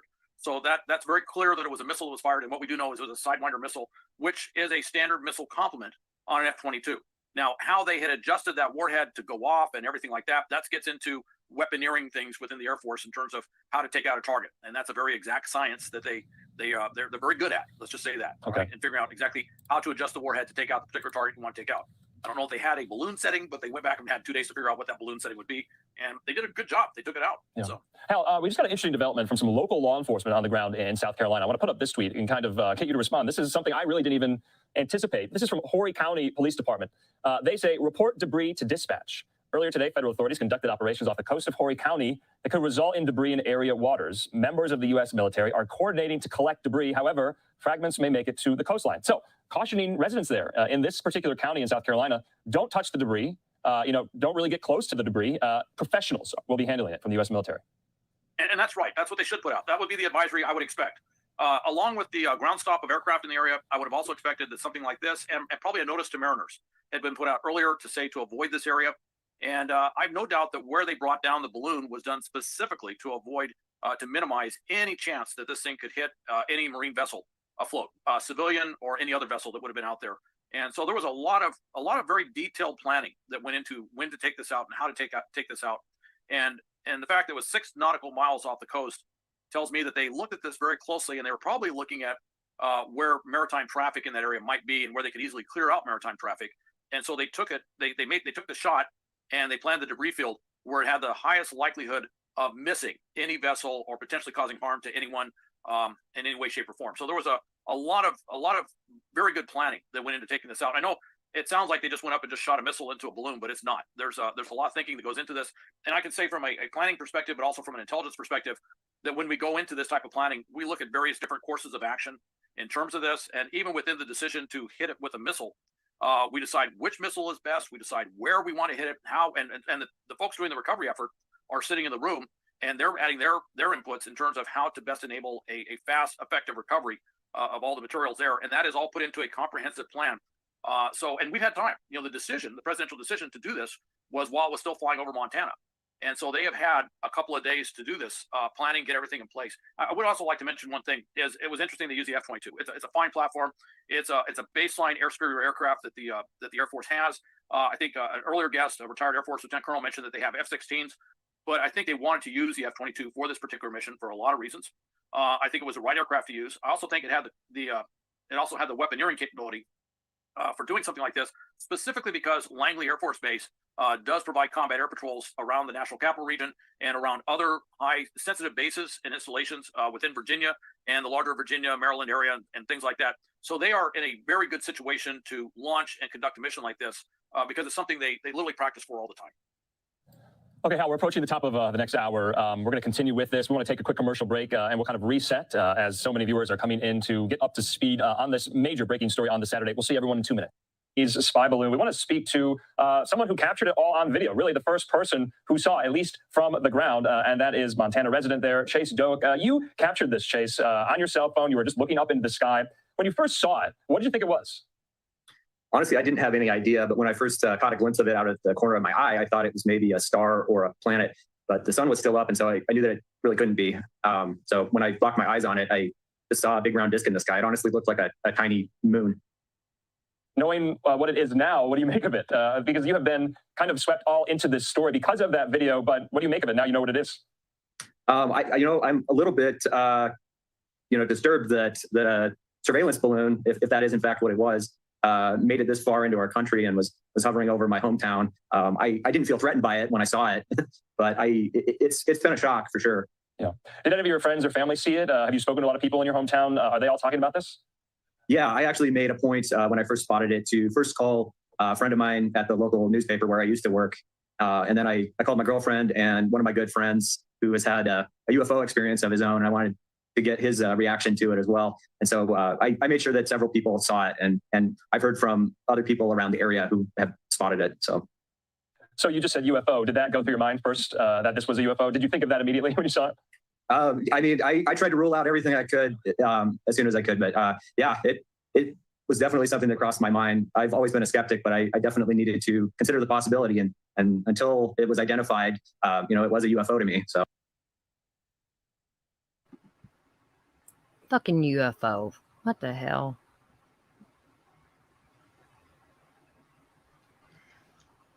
Chinese aliens. Wow. It's like Area 51 shit. Mm-hmm. Let me see here how much, what else they show on here. I want to see like current shit now, what they're doing. It's kind of, they're just replaying old shit, it looks like maybe. Oh, there's dogs on the beach. Hold on. Dogs on the beach.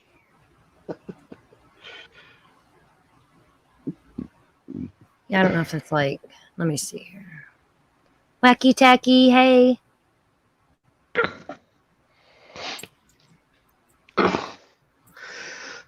Negative 26? Fuck that. What, the temperature? Yeah.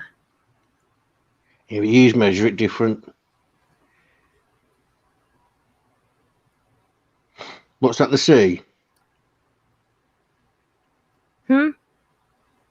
What's negative 26? Fahrenheit.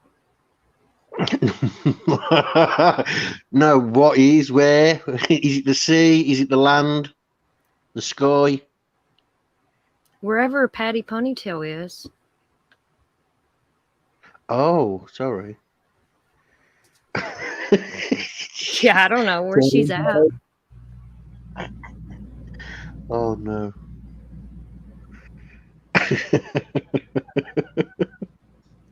Sorry.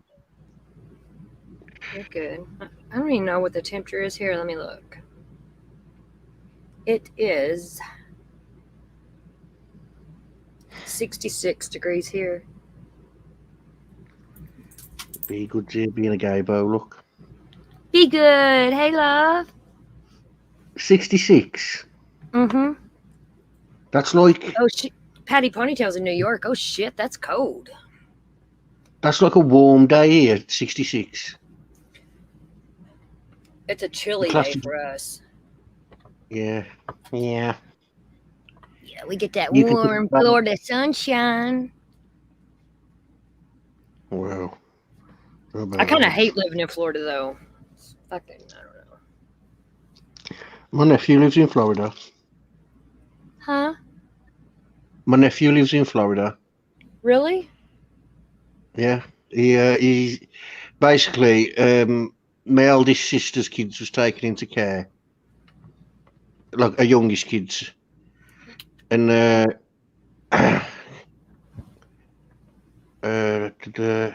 he because he's got autism and that, there's a thing in Florida and I can't think what it is, but I know a lot of people with autistic kids in America move to Florida because of this thing, and he spends 6 months there and 6 months here. Oh, I don't know. Maybe a children's hospital or. No, it's not a hospital. They don't need to go to hospital. Well, I don't know what But I you're know talking about. that he goes to Disneyland 3 times a year through it. Oh, Wishes. What the fuck's that Yeah, called? I don't know. Wishes. I know there's a. I know what you're talking about now. I know father in autism. His daughter, because she's got autism, she gets the day trips and like they go as a group, like the parents. They go as a group, like and all the autistic kids get together.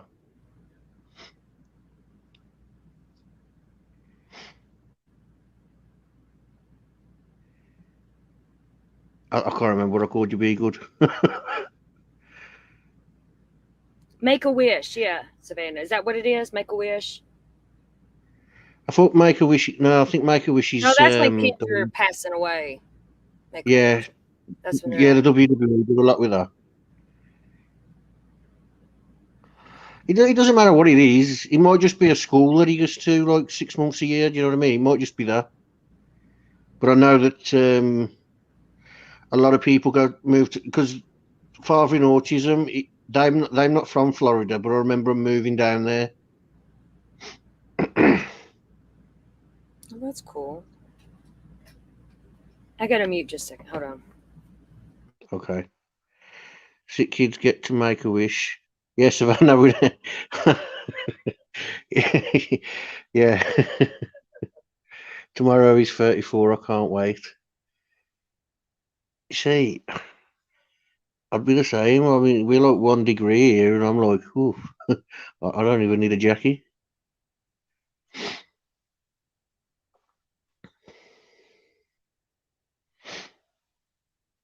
Have you been be good? Sneaking in here.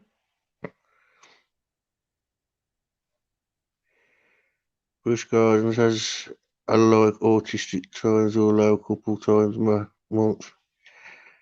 I don't know. All I know is his foster parents. They specialise in fostering autistic kids, and they spend half the time in Florida and half the time in the UK.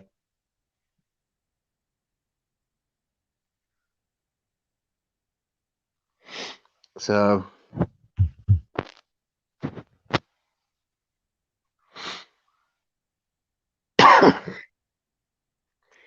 you're watching me?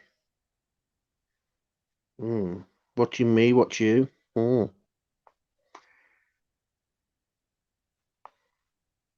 I owe you a time out. I could time you out right now. Okay, I'm back. Hello. Getting be good. Just in case you're worried about where Nightbot's gone, I've timed him out. I'm gonna take your powers away. No, I'll check and see what it does. I might have to test it on Be Good.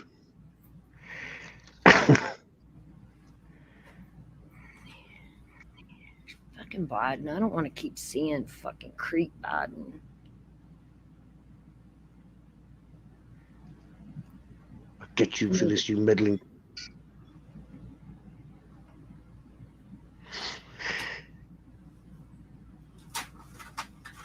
Well, looking back, Nightbot. I was worried in case I'd crash.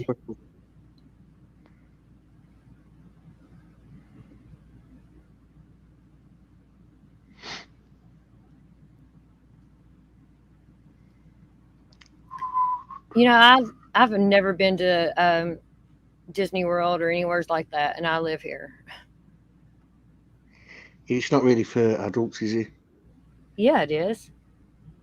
Adults love it more than the children. Oh, don't do that to Chester. Not yet, Be Good. They Don't do haven't that to collected the debris yet. That's what we've been talking about and stuff. Not yet. They've called in like the Navy and stuff like that. Well, if she was on time, she'd know this. You leave her alone. All right, I'm going to play it. Okay. You having programmed for fun things? Yeah, we ain't really fun over here.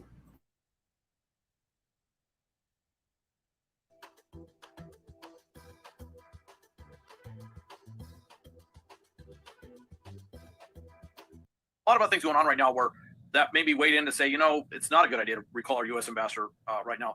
Throwing out their head of intelligence, that risks them throwing out whoever our head of intelligence is at the U.S. embassy in Beijing as well.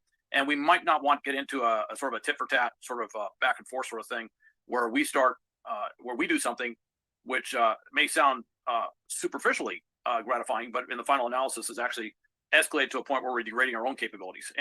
And certainly within major powers, when you have someone who's your head of intelligence in an embassy, that's not something that's completely unknown to the host country. All right. In fact, many countries, it's very known. Allied countries, they always know who our head of intelligence is in the embassy, and even within hostile foreign countries, they have a pretty good idea of who our head of intelligence is in the embassy. So we may not want to get into that whole back and forth sort of thing.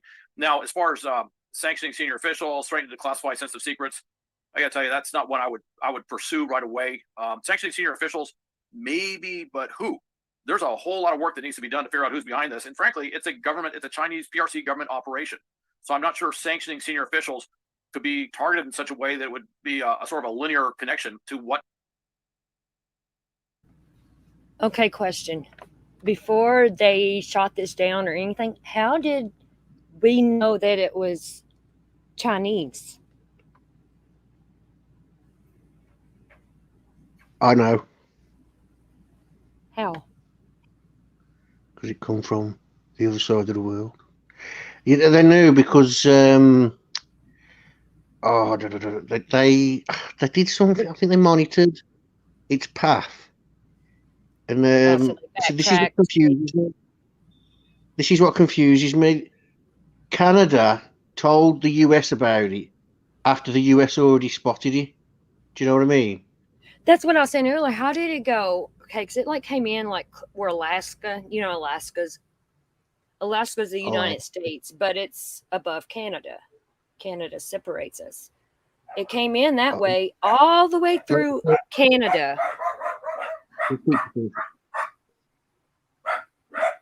Hold on, these damn dogs. Sorry about that, ladies and gentlemen.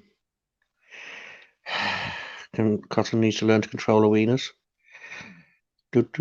So, yeah, be good. Carry on with your mouth and I'll time you out.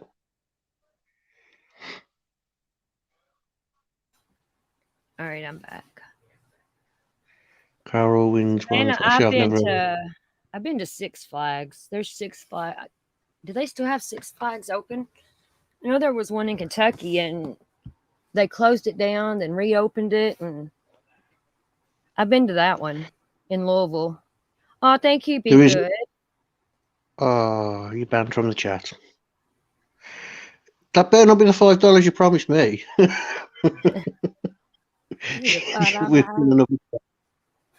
What? Yeah, but I'm just curious though how they knew it was Chinese. I don't know. It's just, and why didn't?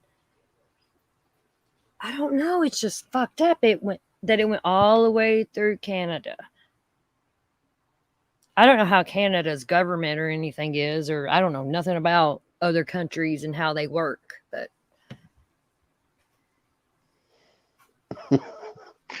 look, she's bribing you. Look.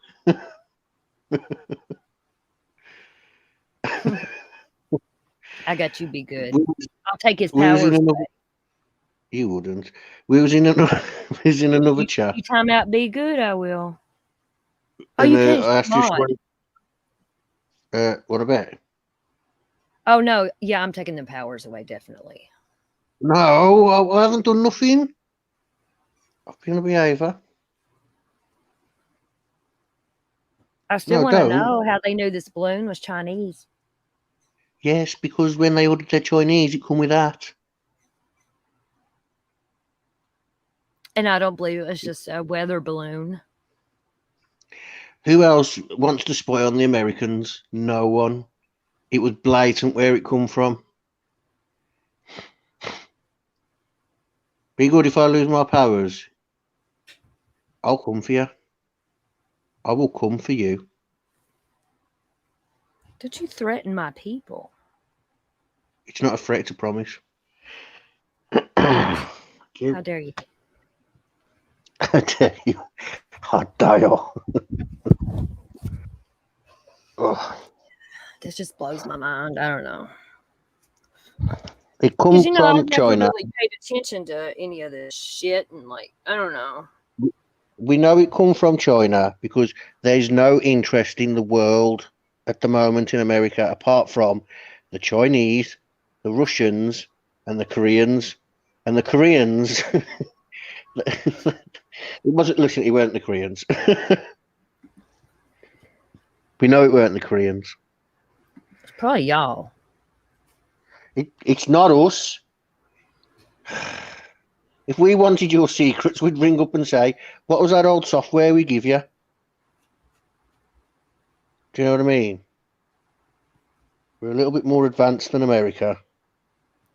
Oh well, you love us Americans, so I would be very careful saying that because a lot of Brits don't anymore. I don't care about any other Brits. They don't matter.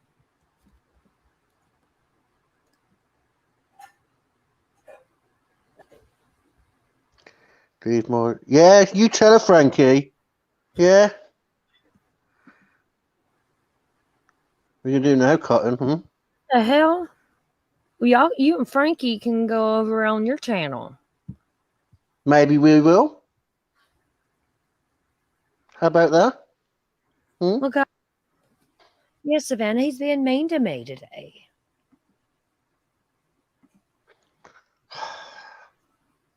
Did y'all see what that fucking tragedy pimp House of Williams done today? Oh my God! I was so hoping they locked her up. Why? What did she do? I seen something, but I never clicked on it. She went to St. Jude's Hospital trying to get in, and lying on them, and fucking cops got her and everything, and she was lying and recording them, and they told her that she could not be recording, and they told her to turn her phone off and put it in her purse. She put it in her purse, but she didn't turn it off. And then she was laughing at him. She called a cop an idiot. Well.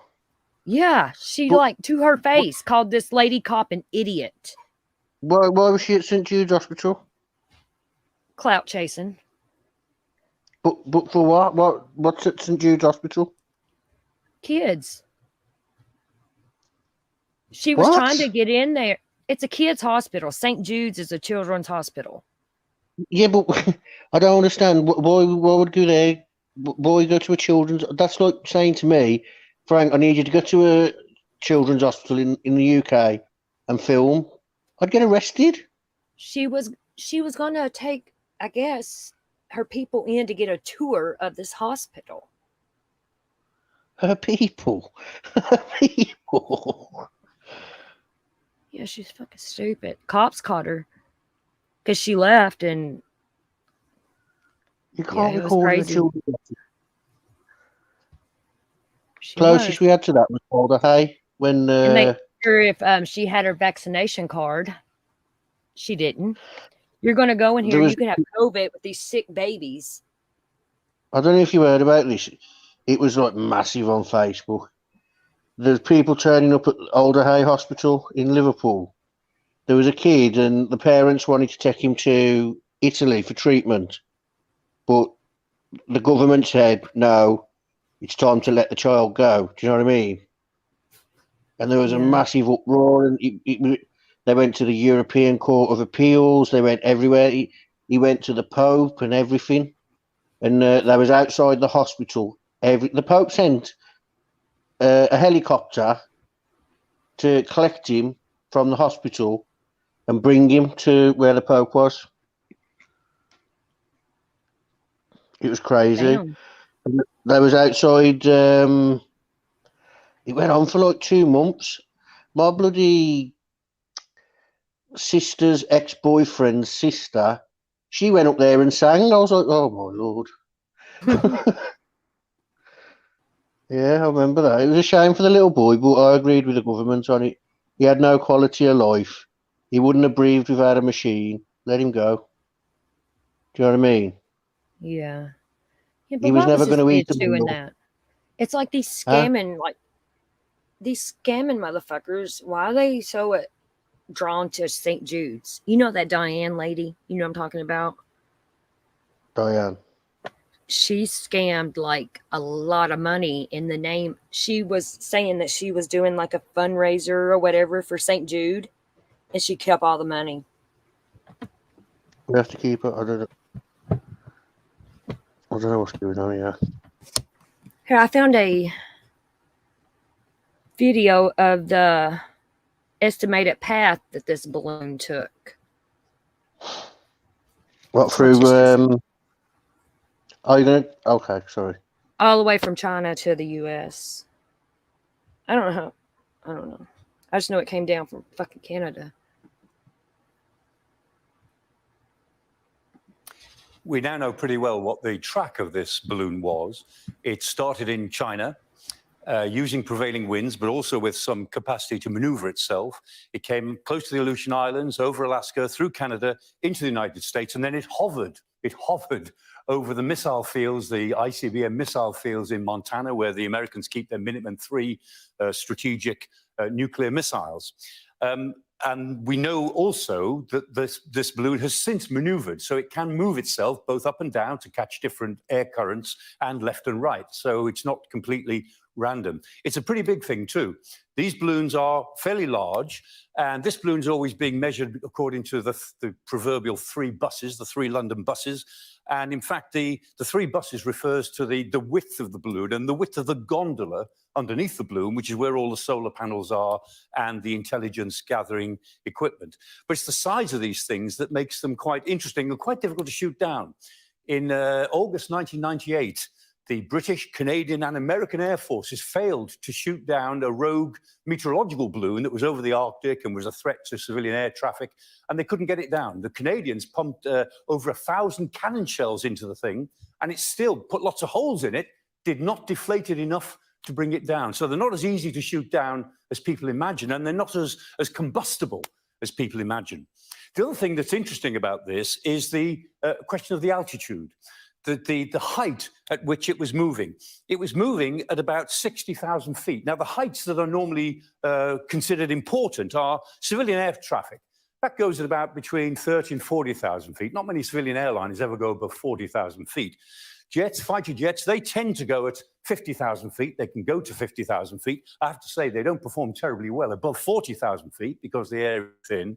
So most aircraft are well below 50,000 feet most of the time. Balloons begin at 60,000 feet, and most of them go up to about 150,000. So this balloon was at the base of the normal altitude that balloons operate at, which of course tells us that the Chinese knew it would be spotted. Good grief, you can see the thing from the ground just with the naked eye. So they knew it would be spotted. It's clearly a surveillance balloon. It was clearly going to be seen. This is a military stunt, which they're pulling because they want to react to what America is doing elsewhere in the world, and particularly towards the South China Sea and the Philippines. It's gone wrong on them. It's become a cause célèbre of something else. It's pointed out to the rest of the world that they do this, that they invade other people's airspace, that they're looking at people all the time. They've done it to other countries. They've been over Hawaii, they've been over Guam in the past. This is a stunt which has sort of gone wrong. And the Americans actually are getting more out of it by milking it, showing that this is what China gets up to. And so probably what seemed like a good idea in Beijing last week is something they've lost control of. It probably doesn't seem such a good idea this week.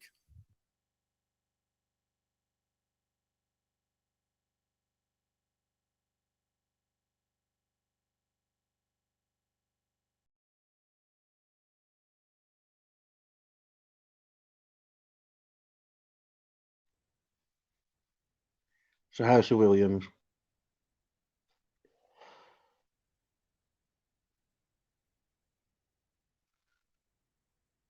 Okay. No. Thank you. We have to keep our eyes on him. On who? Hi, Lucia.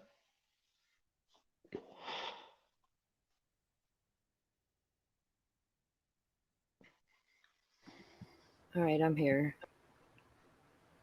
I'm It is here. creepy good. I want to see like a path of where it went through the United States. Like where all it went through whenever it hit Montana, you know, to get to South Carolina. Let me see if I can find that. That's what I want to see. Let's see here.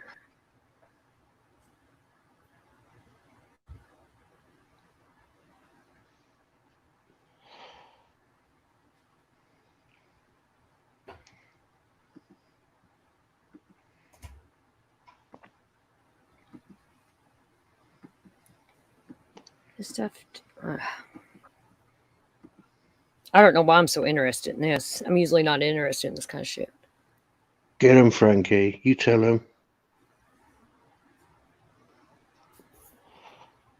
Us Franks have got to stick together, like someone told me.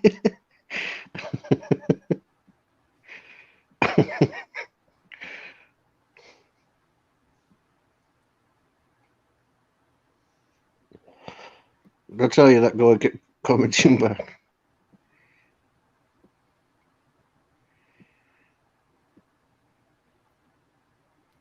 There's something about Canada's former ambassador. It's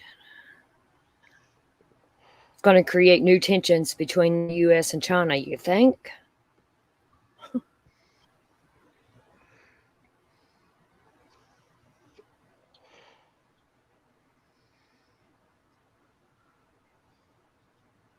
See, a lot of this stuff's old. I want the new shit on this. I don't want the old stuff. There probably isn't much new stuff. When it comes to things like that, once they've acted, they tend to play it down then, don't they? Yeah, it's like they get it all worked up and then they fucking shut us out. It's kind of like true crime cases. I can understand that, though. I mean, look at what you've just been talking about. Mm-hmm. Mm-hmm.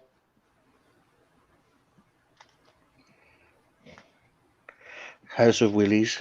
I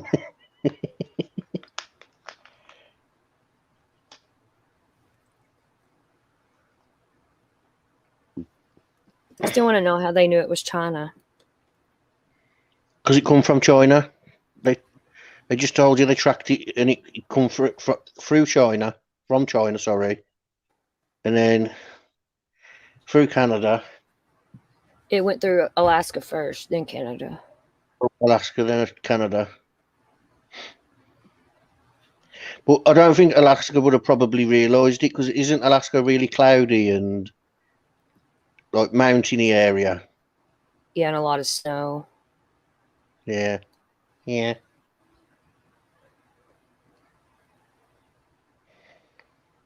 It looks like where it came from, Canada, is where the area where Mark and Cher live, close to it.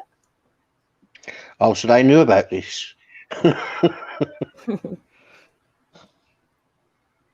Chinese got your Christmas tree, Mark. No, I think that was Batman. I'm sure of it. I've looked at pictures and that's who I'm going with.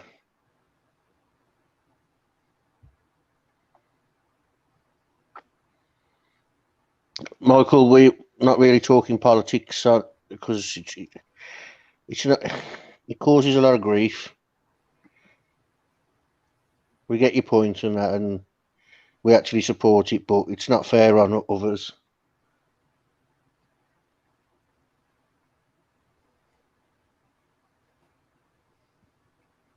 Yeah, I don't Frankie really want says to talk politics. So I'm guessing she means they claimed it. China did claim it. Yeah. Oh, so sorry. We thought you wanted it with your meal. Well,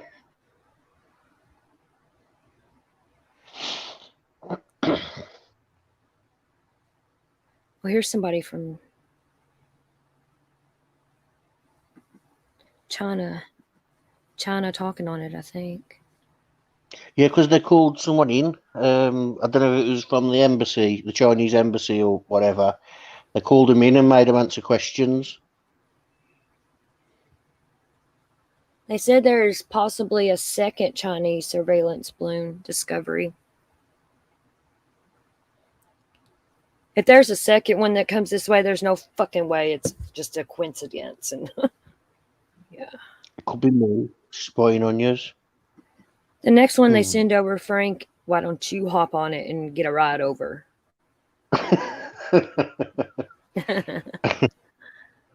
Fuck. Hey, Patty G. Michael, I know it is upsetting. It is how our country is, and it is.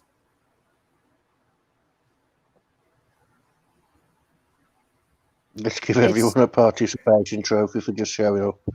Okay, let's hear from China. I think this is China. Okay. I don't know. I haven't listened to this, but I said okay. okay, I said I haven't. Okay.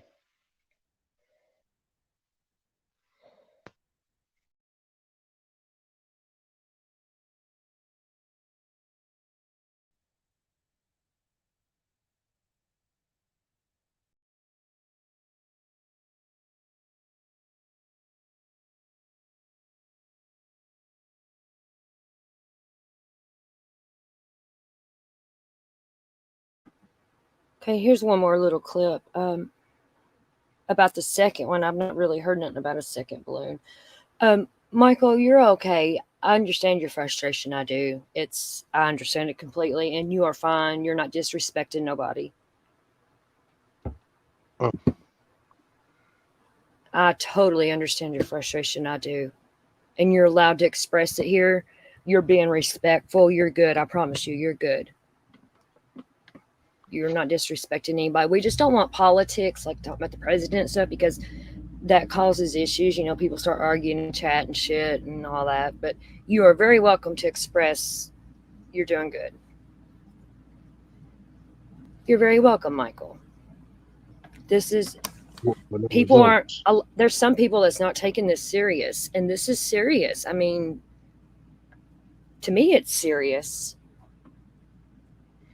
I mean, even like I said, even if it's just a test, next time it won't be, so blatant in the space. Because now, if there is a next time, they know, America is going to take these missiles and get us out of the sky. Now they can take a different approach.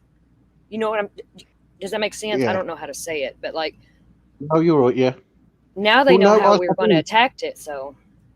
I think it was as blatant as it was and all that, because the way it come in, because like I said, Alaska and things like that, it's mountain, so it's cloudy, and so I could get that Alaska didn't detect it.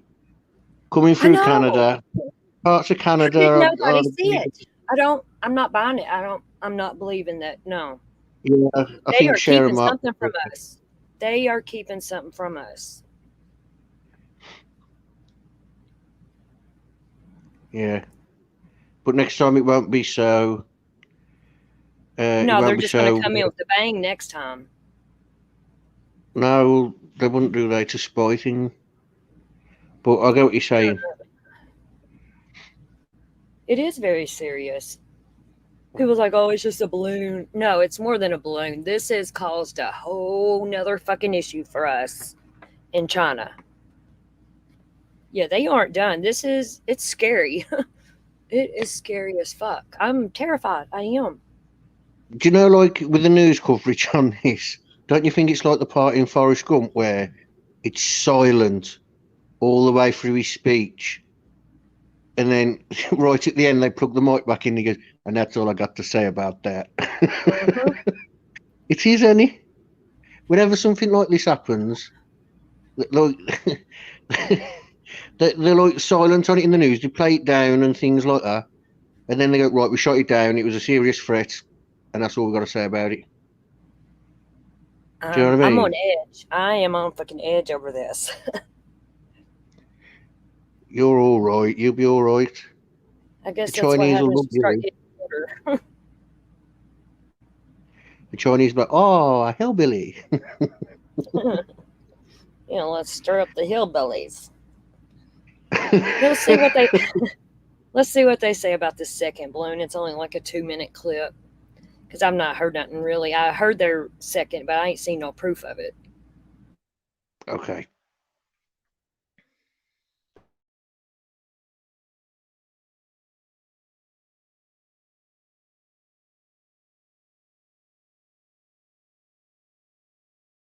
Suspected Chinese spy balloon is on the move over the continental U.S., though the Pentagon won't reveal its exact location, track, or speed, flying near U.S. military assets along the way. I'm not going to be able to go into specific locations again, other than to say it's moving eastward at this time. This footage captured by the NBC News affiliate in Kansas City appearing to show the balloon. NBC News has not verified the video. Pilots also reporting a derelict balloon adrift in the area. The U.S. military first detected the surveillance balloon in Alaska earlier this week, tracking it through Canada and into Montana, spotted less than 200 miles from the U.S. intercontinental ballistic missile silos.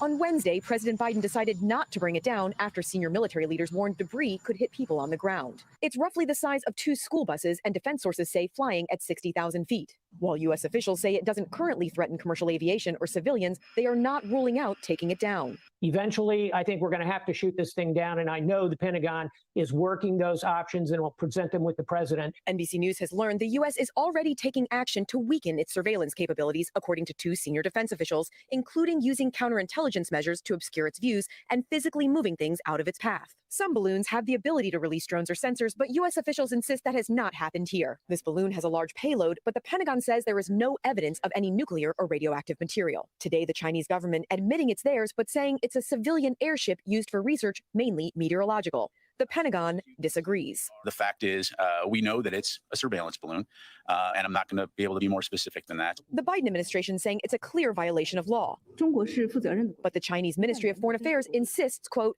China is a responsible country and is always strictly abided by international laws. So, Courtney, this balloon is allowed to continue traveling. How long could it remain over the U.S.? A Pentagon spokesperson said today the balloon will probably be over the U.S. for a few days. U.S. officials here will continue to watch it to see if it begins to present a threat, and they need to act. And late tonight, the Pentagon saying they now believe there is a second Chinese balloon that is floating over Latin America. Thanks for watching our YouTube.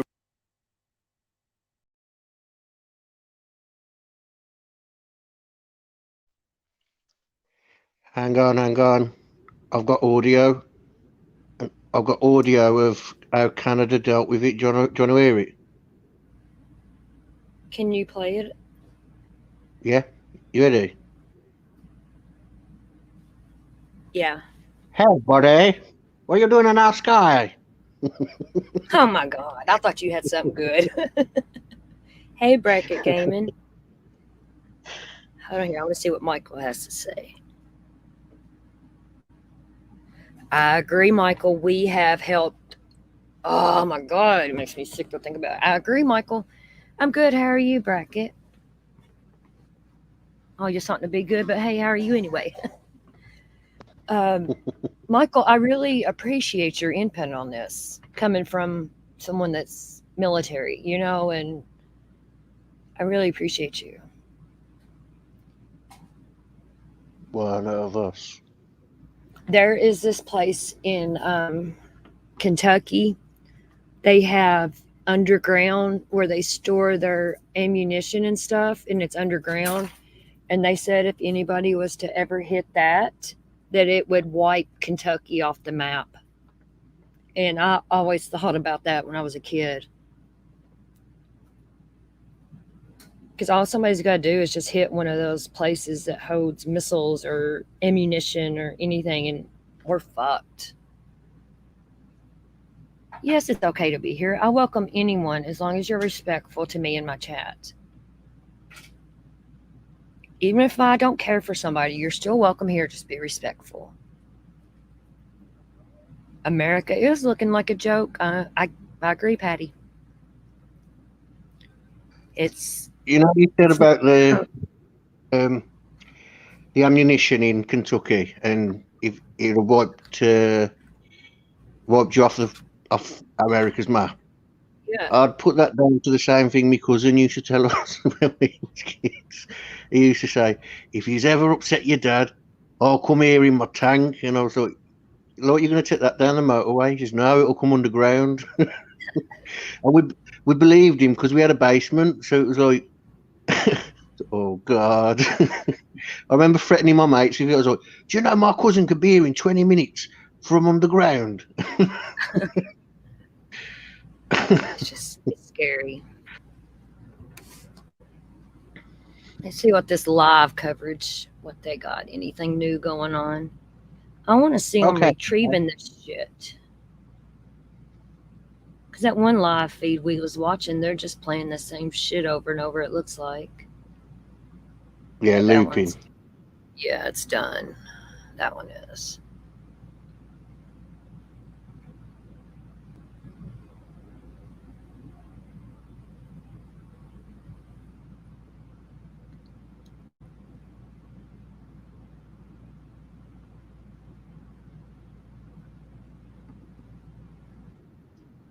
See here, no. Oh, here's something else about a second one. That's what I'm wanting to know now. I want to hear. I need some proof though. I'm just not going to go by these people speculating. You want to know about the second one? Yeah. Yes, buddy. Yes, but I want facts. I don't want people just yakking their jaws. I want to see facts.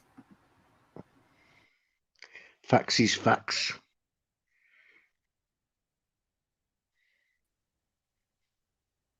Developing this morning, the Pentagon believes another Chinese surveillance balloon is now flying over the U.S. Well, that's in addition to the first balloon that was spotted over Montana on Thursday. It's now making its way east. Bradley Blackburn has more.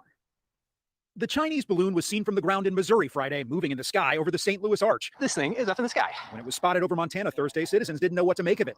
Okay, that thing is not the moon. Officials say it is a surveillance balloon the size of 3 school buses with a payload of cameras and antennas, along with solar panels and a rudder for steering. We currently assess that the balloon does not present a military or physical threat to people on the ground at this time. On Friday, commercial pilots in Missouri were warned to be on the lookout. Good morning, derelict balloon after 11 o'clock. China now claims it is a weather balloon blown off course, but the U.S. isn't buying it. Secretary of State Antony Blinken has canceled a planned trip to Beijing this weekend to meet with China's president. I made clear that the presence of the surveillance balloon in U.S. airspace is a clear violation of U.S. sovereignty and international law. One official tells CBS News President Biden at first wanted to shoot it down, but military leaders said it was too risky due to the threat of falling debris. Republican Congressman Mike Gallagher says it should have been shot down before it reached the U.S. We just have to send a signal that violations of our airspace, violations of our sovereignty like this will not be tolerated, and they'll be met with a strong response. The Pentagon doubts the balloon can gather any intelligence the Chinese haven't already seen through satellites. Bradley Blackburn, CBS News, New York. The White House says they're still keeping all options on the table. And as for that balloon, it's expected to eventually move out over the ocean, where officials may reconsider shooting it down. I have no idea what this thing is. Damn, there was the rest of the path it went through Kentucky. Wow.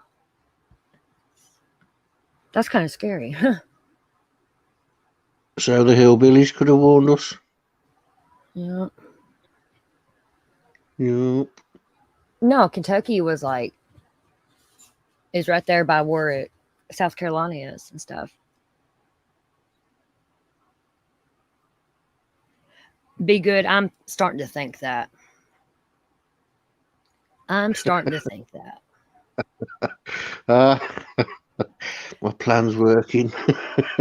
Patty G, I don't know. That's what I'm trying to find out because I'm not going to believe it until I see some proof. The balloons are going to get to Florida eventually, and they're going to come down like a claw in the claw machine, grab you, and bring you to the UK. I bet you drink tea. Yeah, it did. It was pretty close to Florida because it goes South Carolina, Georgia, and Florida.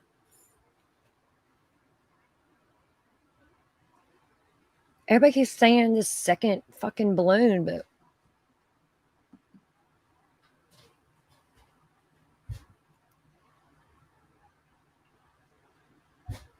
I think so too, be good. He's spying on us. I hope it's in focus. It's apparently powered by solar panels, fitted with cameras, and flying 11 miles up. It's also much more than a surveillance balloon, because it feeds into a persistent narrative that a newly emboldened China is on the way up and America on the way down.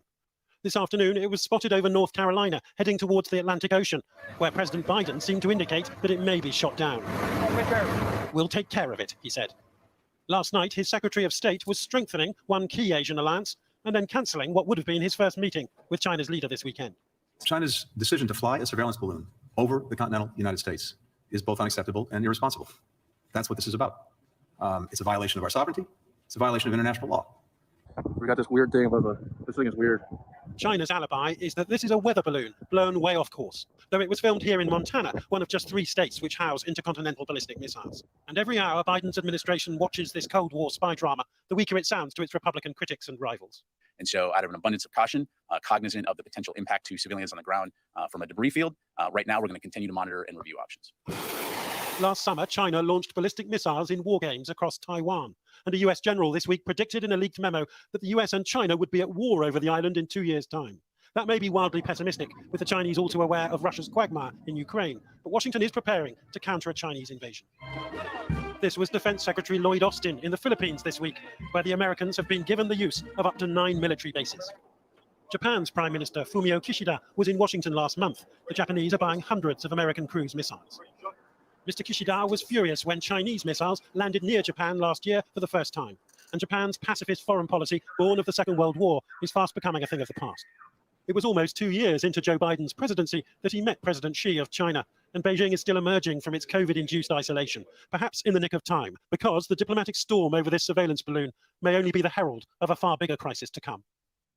Well, with me now is Lord Ricketts, a senior British diplomat who served as the UK's national security advisor.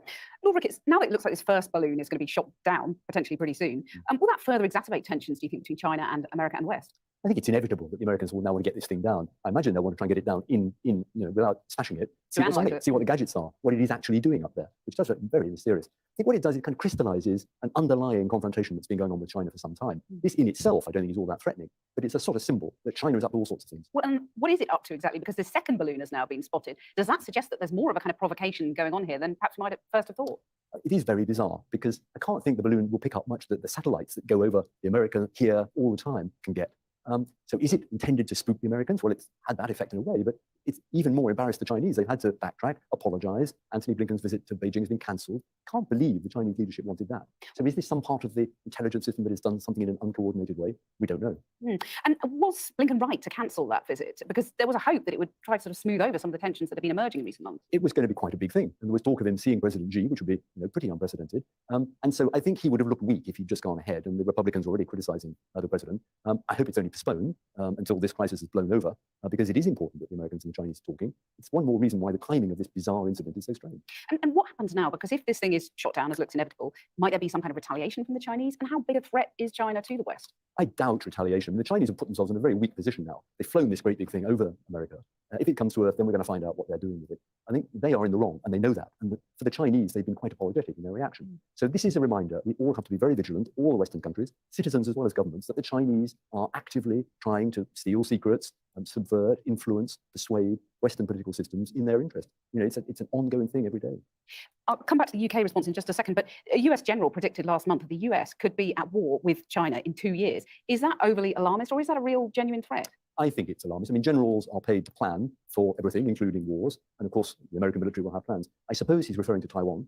I mean, the flashpoint would be some kind of Chinese action against Taiwan, whether war or economic blockade or something. And the president has already said that, if there is a Chinese attack on Taiwan, then America will defend Taiwan. So that's the flashpoint. I don't personally think they're going to be at war in 2 years, but the confrontation is growing. Right. So what about the UK response then? Because Rishi Sunak has slightly tempered, our attitude to a Chinese threat, but it's still, some of his party would like him to be more robust. Would that be the right thing? Well, the intelligence heads have been telling us for some time that China is the long-term threat. One of them said rather well recently, Russia is the weather, but China is the climate. It's the long-term confrontation. On the other hand, we need to be vigilant, but we also need to be talking to them about issues like climate change, public health, and so on. And we do need to work with them commercially. Because particularly post-Brexit? We must be very, very vigilant on anything to do with security. Post-Brexit, we need the biggest market in the world for British firms to work with.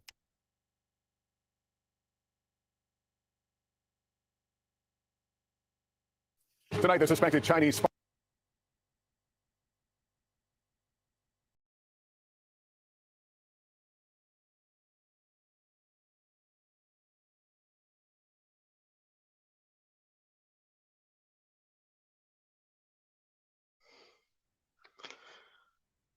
Be good. I don't need to send a spy balloon to get your nudes. I just need to go on Be Good's OnlyFans. Thank you. Everyone subscribe. Yeah, they're saying the second one was spotted in South America. South America, buddy. South America, that's Mexico and all that. Well, I wouldn't say Mexico, but I know what you're saying. Colombia. Like, Colombia. Fuck, I can't remember. I don't think Mexico comes under America. I think it's the only place that doesn't come under America because you got like, you know, we have what's it called? There's a football tournament. I love watching it because poorer nations, but like it's like the African. Watching the Euros, you see I see these teams every 2 years, you know, every 4 years. Sorry, do you know what I mean? But watching them, it's different. It's completely different football. And what's it called? Copa America, I think it's called. And yeah, beautiful football. Argentina and all that, really. Look at Be Good. No, it says Mexico is considered North America. Yeah, I wouldn't consider it South America. That's what I meant. Sorry. I don't consider it either one. I had an argument with someone on Facebook because we was on about Tim Hortons, and I said it's just a way of Americanising our takeaways. And Says someone Mexico, officially United States, Mexican states. I don't know. Fuck that. I ain't getting into that. Go ahead. Yeah, and also they're just trying to Americanise our takeaways. And I had 3 people say to me, it's in Canada. I says, where is Canada? He said, I was like, it's in America. Here we go, maybe. Oh. I seen something about Colombia, so maybe this might give some information. Colombia is my favourite country at the moment, football-wise. Colombia has some good coffee. Well, you call it coffee, we call it, well...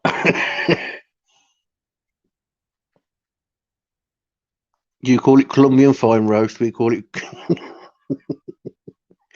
I'll stop. What are you trying to say? You call it Coca-Cola? No. Cuppa? Get a bit of diesel though, and some cocoa leaves. You're not right. You don't even know what that is, do you?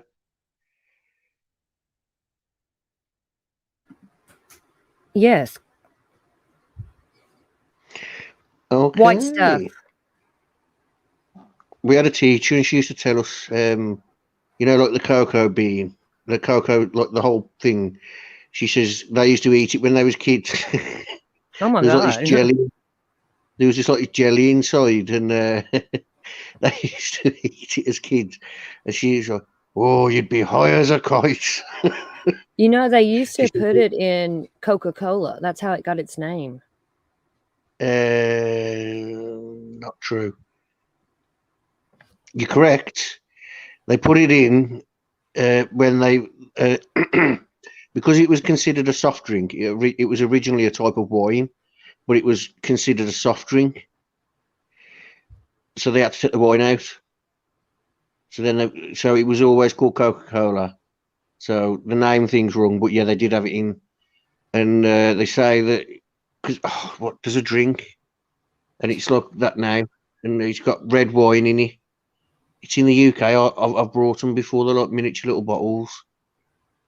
Dragon Stout. I don't know, but obviously this one's Coca-Cola had cocaine in it, and it was used in part of a race war. It was used to basically keep black people out of the workplace and keep them. You know what I mean? It was like it wasn't cocaine everywhere. It was just in certain areas of America. Like Detroit. Detroit was a massive place where it was very strong in. Miami, because a lot of that shit comes from Cuba through Miami, because it's like at the very bottom of Florida. Yeah, but you're talking about times when it went on like a red list anyway, cocaine. Cocaine was quite heavily used in medicine at the time. Yeah. All You're right, let's talking play history. this little clip. I'm on to this second one now. I ain't gonna find nothing. They're probably not gonna let much out about that one.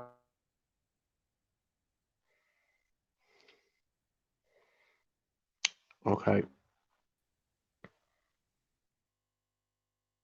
Breaking news right now from the Pentagon, which is now confirming there is a second Chinese balloon flying over South America following multiple sightings reported over Colombia and Venezuela. Tonight, Brigadier General Pat Ryder saying, quote, "We assessing it's another Chinese surveillance balloon." Meantime, a senior U.S. intelligence officer says the high-altitude Chinese surveillance balloon floating across America appears to be heading toward the North Carolina coast. The U.S. military is reportedly waiting until it's over the Atlantic Ocean in U.S. waters to shoot it down, retrieve it, and study it. Eyewitness News reporter Carlos Grandes here with the latest developments. It's certainly causing concern all over the country as the mysterious balloon floats over the Midwest. Now, right now, it appears to be over Kansas. Big questions: how did it get here and what's it doing? China admits it belongs to them and says it's a weather balloon. It's certainly setting off alarms in Washington as officials try to figure out what to do next. The captain saw it dive about 20,000 feet a second, and then it was below us. Pilots talking about the balloon as it flies over America. You can't tell from the ground, but it's big, about the size of 3 buses. Government officials say they've been tracking it. People on the ground first spotted it in the airspace over Montana. We know that it's a surveillance balloon, and I'm not going to be able to be more specific than that. We do know that the balloon has violated U.S. airspace and international law, which is unacceptable. And so we've conveyed this directly to the PRC at multiple levels. Chinese officials admit it belongs to them. They claim it's a civilian airship used for meteorological research. Beijing says it deviated from its course because of wind. Experts don't buy that. There should be some degree of maneuverability. We do see it as powered by some sort of solar array, so it has power on board. Officials confirm the balloon is going over sensitive areas, Air Force bases, missile silos, and nuclear facilities. The big question is, what kind of information could it be collecting? They also may have infrared sensors to pick up on things. So they could be picking up on electronic emanations, theoretically. They could be picking up on cell phone calls and all sorts of things. In Washington, the balloon has blown up into a big political issue. Secretary of State Antony Blinken canceling a planned trip to China. It's an irresponsible act, and that the PRC's decision to take this action on the eve of my planned visit is detrimental to the substantive discussions that we were prepared to have. Some are wondering if the balloon should be shot down. Officials say that could be dangerous. There could be some hazardous material on there. If you have a solar array, you probably have lithium-ion batteries, and you may not want some of that hitting the ground. So for now, it will be allowed to float as officials track it. It appears the plan is to let it go out over the Atlantic Ocean and shoot it down. Officials then want to recover it, to study it, and figure out what it was doing. Hello, I'm Mark Brown. Get more great ABC7 content by clicking the subscribe button for our YouTube channel and download the... Yeah, I don't think we're going to get much information about that one yet.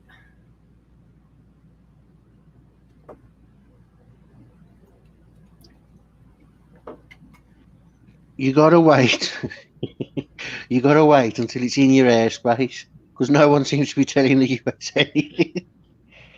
It's not funny, I though. want to know It's now. not. It's not Your funny.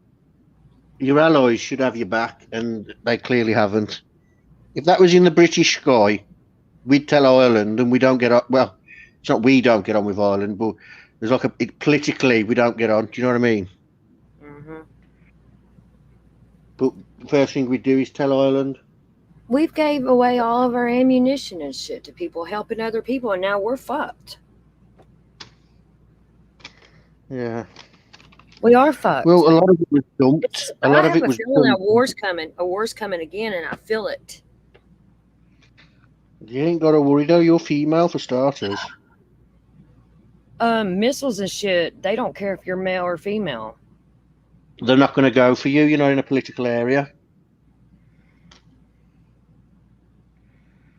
Do you know what I'm saying?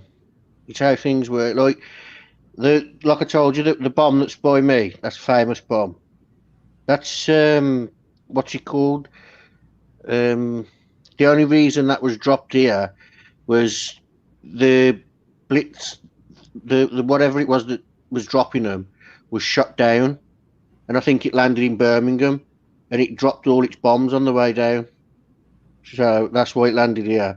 They'd have gone for like Birmingham, they'd have gone for London. Do you know what I mean? The big cities, Florida. They'd have probably gone for your coasts in Florida. They're not going to go for the mainland of Florida. I'm on the coast. So thank you for reassuring me that I'm going to get... Oh, stop. You'll be all right. You don't... Listen, Are you working next? Do you live next to a shipyard? Fuck, I don't know. You'd You know realize about it. Florida- I don't know. Huh? I don't know. I don't. They're not going to listen. They're not going to bomb holiday beaches. They're going to bomb places where you're importing things. Do you know what I mean? Miami. Yeah. They would hit Miami then because that's where a lot of shit comes in from Cuba and South America and all that. It's America. There is those barges and shit down in Miami. I do know that. Barges. Barges are something that you carry small loads on. Like, Yeah. Saying that though, no, that's like World War II stuff. I mean, yeah, you'd recalibrate them so to distribute stuff across the country, but you haven't got great canals like what we've got. Do you know what I mean? Do you know what I mean? Because your country is just the best ever, huh? No, I'm not saying that. London. Listen, London hasn't got the. What I'm saying is, where I live, you walk 10 minutes up the road in any direction, you're going to get to the cut. Because save us, having lorries go up the road and that, everything was distributed through the canals. Partly because the majority of it was criminal. Do you know what I'm saying? Yeah. So that's why we have so many canals around Birmingham and the Black Country.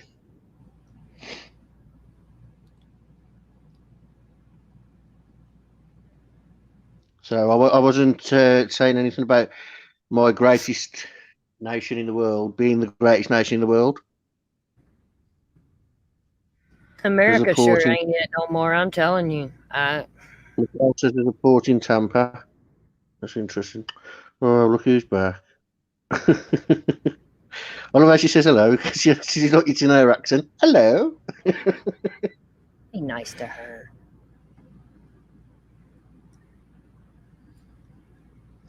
I'm glad you're doing well on TikTok after dark. Be good. Will you stop sucking up? I swear. She's getting as bad as Ayo Tammy Ayo. Like everybody's just repeating the same shit. Do you know why? Because there's nothing out there, so that's what they do. It's like true crime. It's what they do. I see that. Look at Molly Golightly and all that. They did minimal on the Idaho 4. They saw the numbers boom, and they planned to go to the Coburgers, and they went to the Coburgers months after. How long's he been in? They wasn't even on. That's what me and you was talking about last night. These people didn't even jump on the Idaho case until it became high profile. That's why I'm not even covering it no more. Listen, they said they was not going to touch Summer Wells' case because it weren't worth the money. Molly called it a cash cow. That Summer Wells was a cash cow. Look at her. She told fans, she's like, "Oh, I'm going on the Summer Wells cash cow," and she was like, "Why not? Why not?" And they sent her money to go to. Do you know what the joke is? The disgusting thing is, you know, all the money they spend, like going to Tennessee and that. When they get them, when it comes to paying their tax, they'll get all that back. So, will they give that back to the fans though? No. Do you know what I mean? Yeah. That's why Molly lives in a big house and that. Yeah, okay, her husband's got a good job and he's got his head screwed on, but she's a con artist. She's a criminal. The reason she's with him. During the Vaughn and Dre McCray case, she made enough money that she bought her 15-year-old son a brand new car. And I think that's how she got all that furniture she was supposed to be getting. That's what somebody said. But she made like $90,000 off that case. You know, her son got abused for what her mom does online, for what his mom does online. Oh, I'm sure he does get abused. Do you know the Summer Wells case? The Summer Wells case, she used it to get more money. She was like, I need to get home to my son. And then something happened and they discovered Don's work and they had to go to that. Your son's getting tortured at home, mentally abused. He's crying on the phone. She'd go home. He wants you.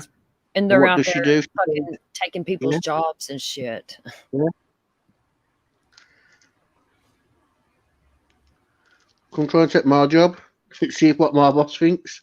So I tell you now what my boss would think.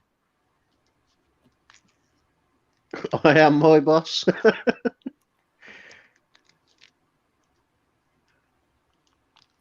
There's only a few bits of work I've got where people are above me, and that's part of what we have to do to get the jobs that we get.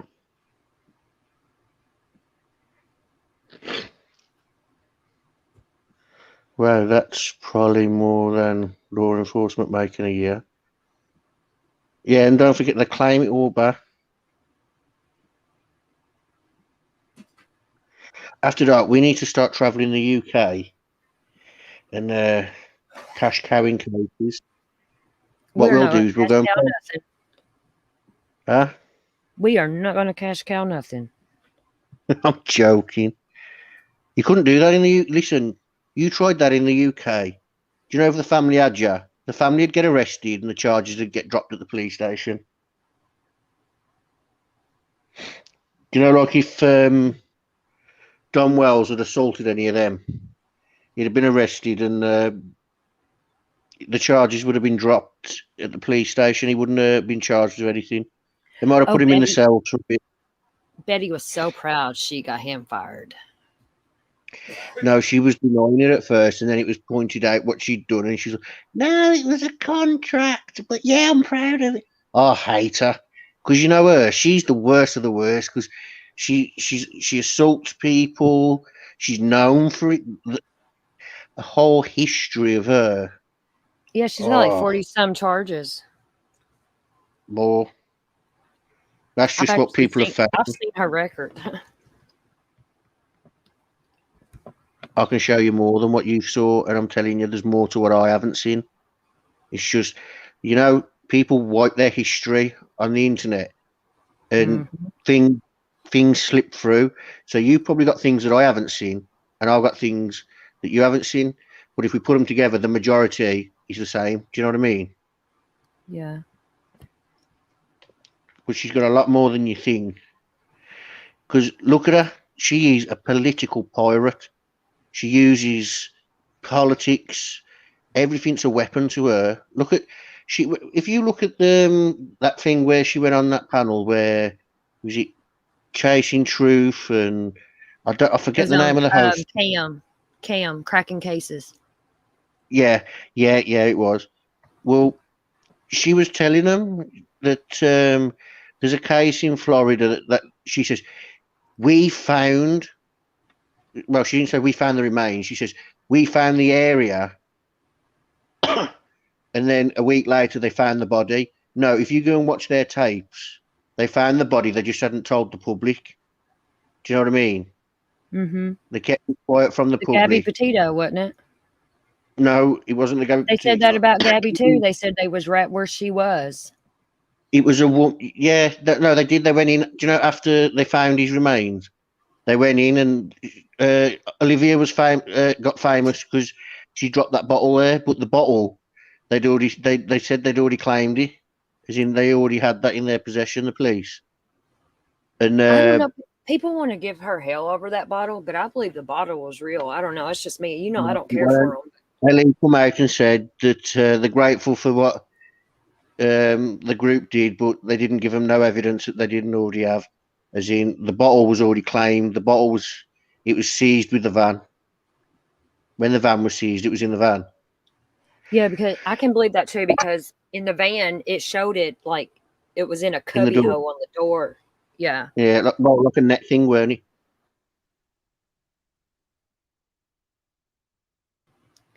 All right. Well, there's not really much more on that we can talk about, but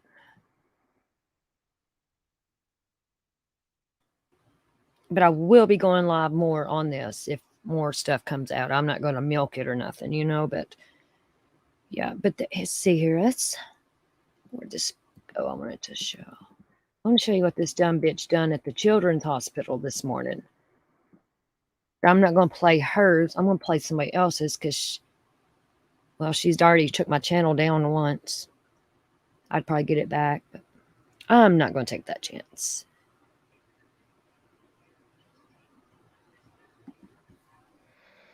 This is on Savage's channel.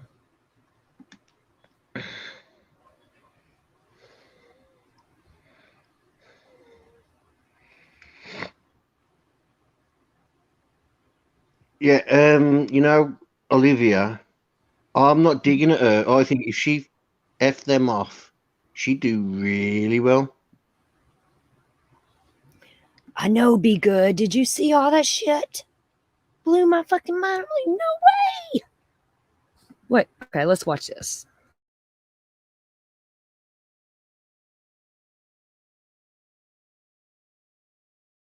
I can imagine what the problem is here. Do you have an idea? Do you have an idea? Sure. You mind if I see your ID? Sure. Are you a patient parent, man? I am not a patient parent. So why would you I'm be a on visitor of the property. No, you're not a visitor of the property. Now, we don't have visitors unless they're pre-registered. You're Okay. not pre-registered. So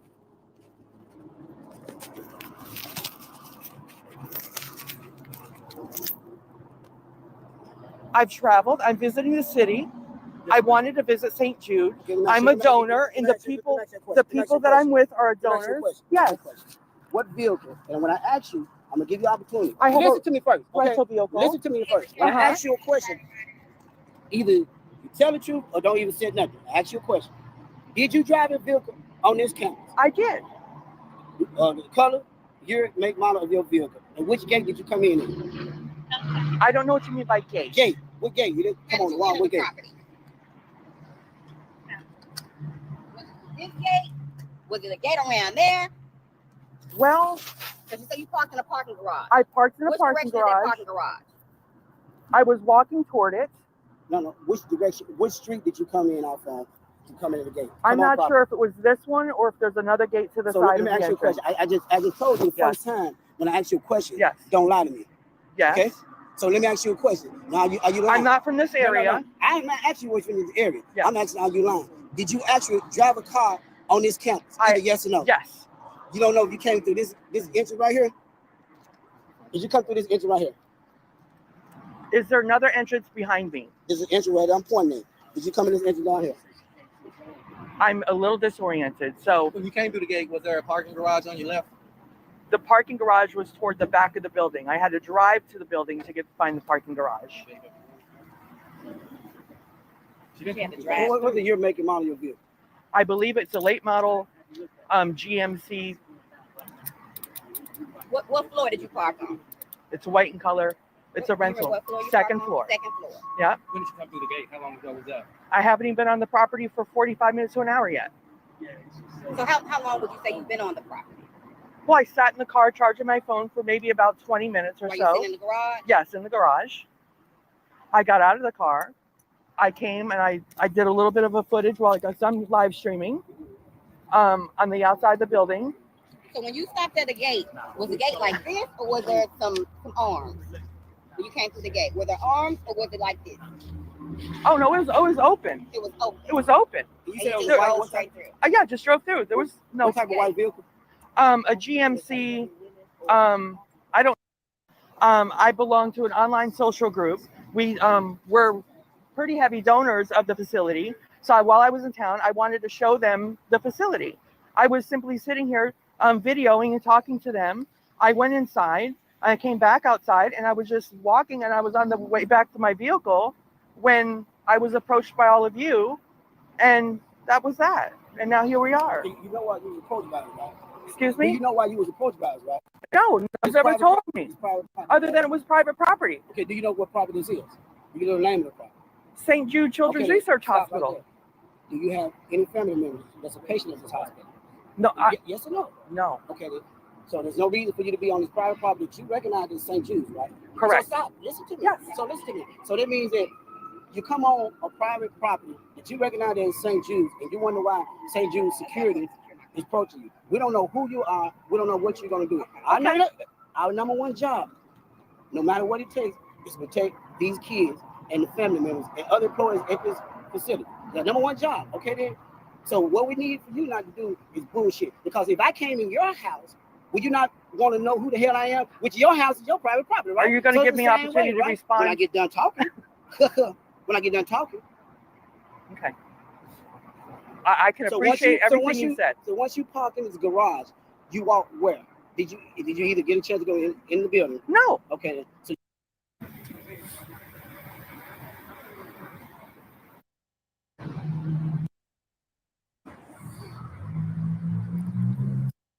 I'm not mistaken. He just told me to tell you he ain't But right. I could have walked them there. Well, actually, you're not supposed to be on campus. That's what the Well, problem. how do we get the vehicle? He's gonna take you back to the vehicle. He's going to escort you. Well, that's what I said. I could have just escorted him originally.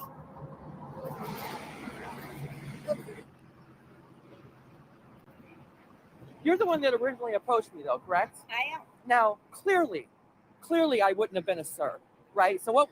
No. You're a sir, a man, Clearly, I don't know. sirs do not present like this. So that would be pure ignorance. Yes or no? Did you give me your ID when I asked Are for you your ID? ignorant? Are you ignorant? That would be a question. Are you ignorant? No, that's my question to you. No question. So- to be asking me. so I see- got a reason for being on this. Right, but Do to you? look at a I lady got a and reason to be call on her this. sir, and to call her I don't sir. know what you are. Did you Right. give me your ID Well, when I that's asked you why I for it? asked, would you be ignorant? Did you give me your ID Because when I look asked at for it? me. Because it was real ignorant Right. of you Yeah. to be on a campus where you Right. ain't supposed to be on there So and not when giving your ID. you're dealing That's with number 8. women, when you're dealing with That's number 8. women, when you're dealing with women, yes, exactly. Oh, yeah. Did you see my identification, dear? Don't run Right? up on me now. Did you see my Don't ID? run up. Yeah. Don't run up on me now. Yeah. Run up. I'm gonna take you to your car. Thank you. Who's got my ID? Supervisor, where we going? That's where we going to your ID and get. What's your badge number? See, I'm a professional in the community. 007. Yeah. What's your badge number and your name? 007. What's your name, 007? Yeah, you want to keep that. Trust me, you want to keep that hidden from me, darling. So you don't quite know, but you will. And it's off. You will know. You will know. Yeah. And I'm a professional in the community.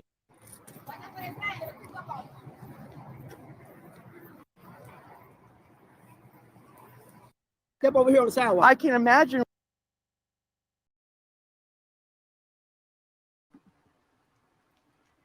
Fucking crazy, ain't it? I mean, this went on for like an hour and a half.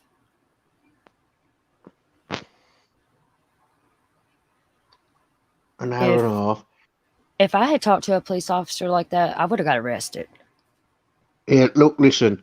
After dark, if this happened in the UK, it wouldn't go down. It wouldn't go down like that, would it? I'm They don't surprised they play didn't like arrest her. But you know what? The way she was acting, especially about her, do I look like a man? Just or whatever, because she's trans. She probably would have Yeah, she used was that fighting. against them cops. She would have used it against them if they had Yeah, but arrested her. excuse me, that officer is in her right to present what she sees, as in, so she sees what, you know what I mean? So she can present that. That's her right.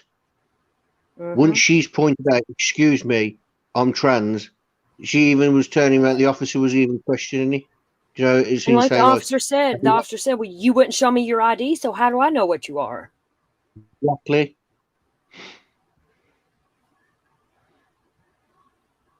You see what I mean? Look, we get audits, look how you have audits. We get that.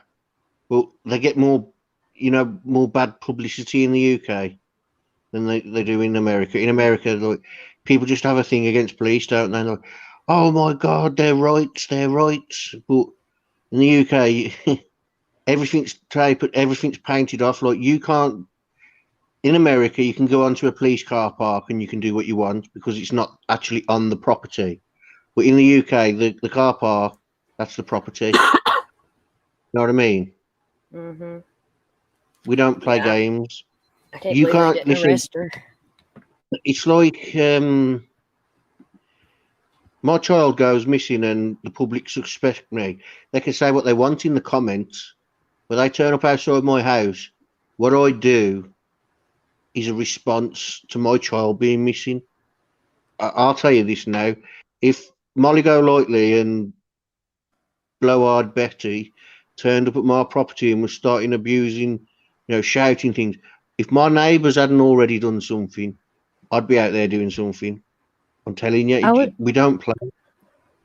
I want to We show don't you where play. she went into the hospital, lying to the fucking people. Yeah. There's kids in there. She had no Yeah, fucking business there. and the police, security, whatever there was telling her, you can't do that. And they was physically telling her, listen, our job is to protect the patients, the children. They pointed out the children and the donors because she was saying she was a donor. So they had her bang to rights. But do you know what this is? Going off this and the new content that Molly and Betty put out with the what's it called stuff. No, not Coventry and Birmingham After Dark. Stop it. but it looks like them forming a new form of content, if you know what I mean. They know what they're doing and they know what their fans want. And it's disgusting. It really is. Okay, screw this bitch. I want to show you. She changed the fucking title to that live, and it's exactly what I just said. I'm gonna play some of hers. Fuck her. Look at the title of this. After Dark. I'm not a brummie. Stop it. I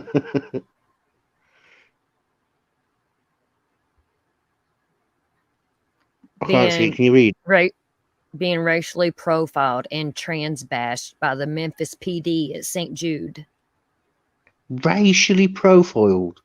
Mm-hmm. Disgusting. Oh, just wait till you see. I'm not going to play this whole thing. I'm going to skip through it, but because this is a dumb bitch. Hang on, before you press play. Huh? Before you be good. Do you know in Molly's furniture store thing, a lot of her fans was calling her out. They were saying, yeah, but this isn't what we pay for. This stuff shouldn't be online. And it's right. That stuff, that's private stuff. You're a true crime, whatever she is. You know, I couldn't say she's a true crime advocate. But whatever she No, is. she ain't. She ain't true crime. She just jumped in true crime because she seen the money. But I went through, after I've seen the live that we did, I went to her comments and I wanted to read to see what her fans thought. But yeah, there was a lot that was defending her, but a lot say what's it called? This is uncalled for. This has got nothing to do with what the channel's about. And you shouldn't be doing that. You shouldn't be recording in Pennsylvania. You shouldn't be recording and things like that. She was called out. There was some people in her chat too telling her to stop. She done a great thing. I took a job. You can take someone's job. Do you know what I mean? It makes them money. It's sick.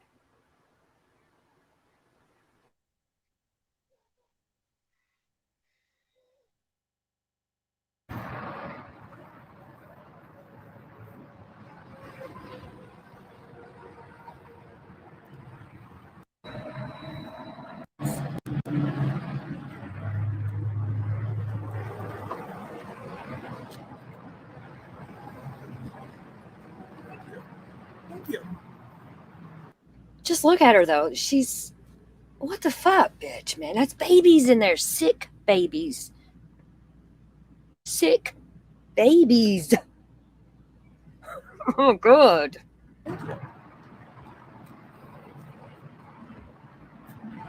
Yes, Mary. Yes. We had to come to St. Jude.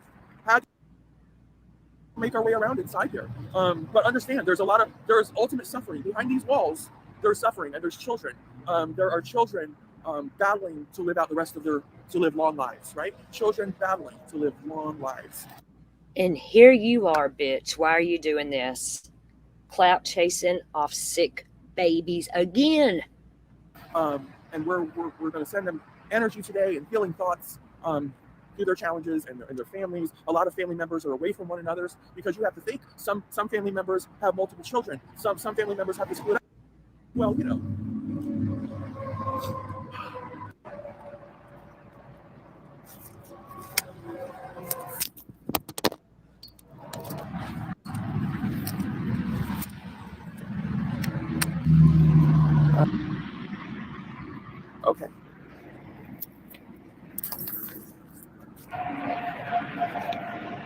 Oh, thank you.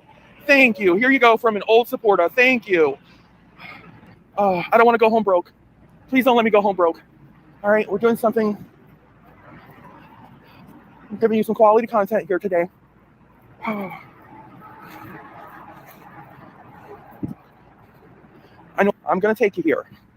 Only here at the House of Williams. Only at the House of Williams. Here. I'm looking at. Let's say. Service for nerves. Look at. Hold on, people. I got some cash apps. I can't open that. Look.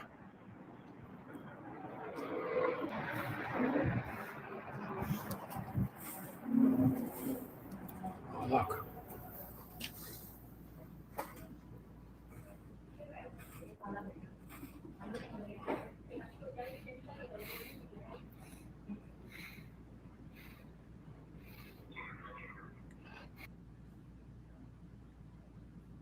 Oh God, it just pisses me off so bad. I watched it on Queens. Queen Bee went over it earlier today, and oh my God. Can't be doing it. Huh? It's disgusting. I said, you can't be doing it. It's one thing to go there and do what she's saying she's doing. But, like, she says she's there to donate. How much did she donate? And notice she kept saying, "Oh, I can't go home broke. Please don't let me go home broke." No, you're there to donate. You're there to support the hospital. There's so much hurt going on in that hospital, but that's not the hospital's fault. That's just it's inconvenience to anyone in life. Do you know what I mean? Their children are sick.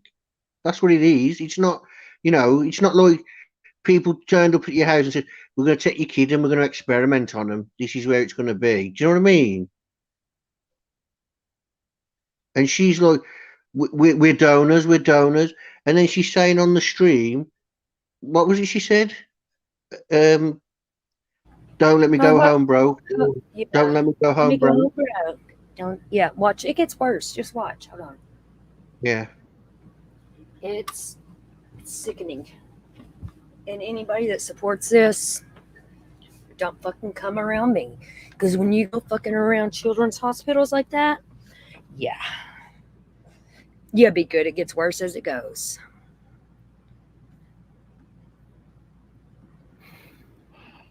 Okay, listen. They're running a tight ship here. I'll tell you that right now. I'm plotting my next move. Like,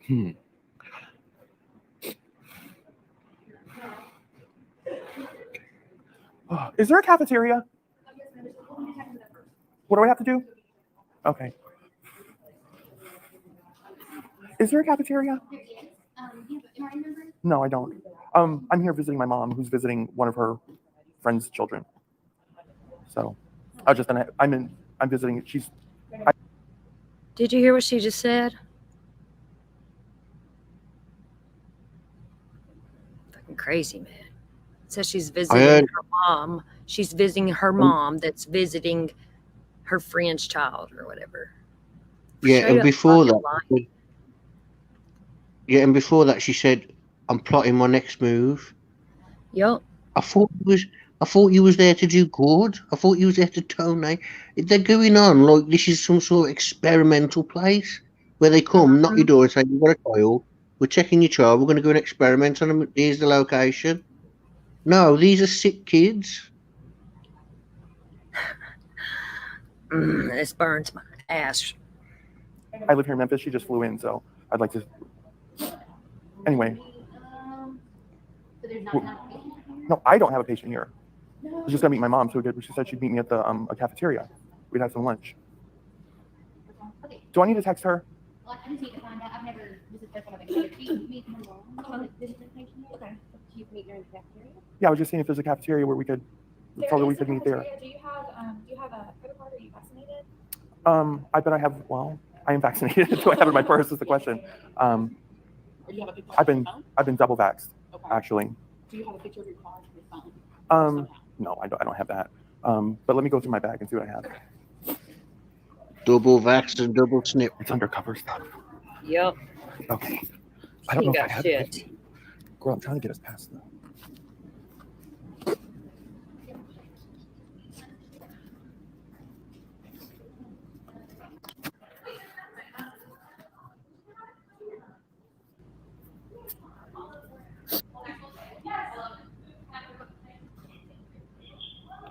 a Vax card.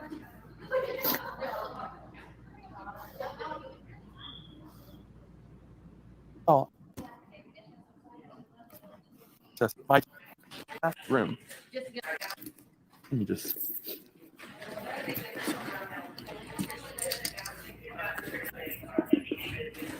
I can't just wear a mask. Just to stay down in like common ground. I mean, I'm not trying to get in anyone's room. Just go anywhere in the. Okay. All right. All right.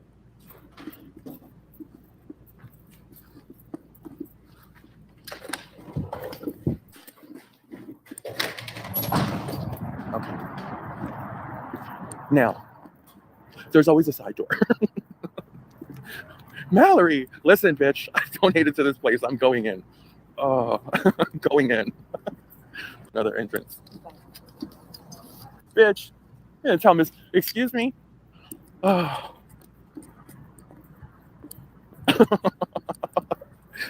Like, well, okay then.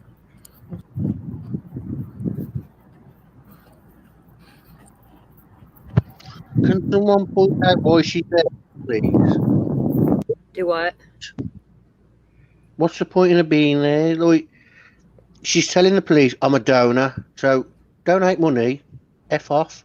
If I'm donating money to a children's hospital, I don't want to, walk through the wards and talk to the children. I couldn't do that. You're not It'd entitled break to my heart. Even if I was, it'd break my heart. I don't want to hear some sick kid telling me they've got days to live or I've got 6 months more treatment. It'd break my heart. It's none of my business. And then to see them? And she's there, she's saying that to the officers, and then she's walking around sniggering about, then my next plan, my next plan, I got plotted this, and she's sitting there talking about, we're going to go to the canteen and things like that. It breaks my heart. I used to go and see my mate all the time in hospital because he had cystic fibrosis, so he was in and out. It was like, I think it was like every 2 months he'd be in hospital. And I used to have a special card to go to the canteen, just to be able to order. I'd have to pay for it like through my card or cash. But I used to have a special card. It's like they had shops in there as well. But we had to have special cards to show that we was guests. Do you know what I mean? I don't believe she donated to them either. She's too money hungry to give anybody else money. No, she didn't donate. She kept saying, "Don't let me go home broke. Don't let me go home broke." Yeah, What? she ain't going to give up no money. No one sent you there. She's Do you know going what there I for mean? clout. Because you go show these sick kids, it's going to tug on people's heartstrings. I love how blokey she sounds when she's talking to the camera like this. It gets worse. It gets worse. Just wait.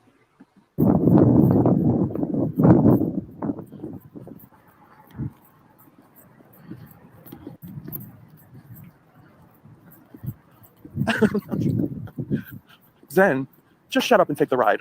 Jesus Christ.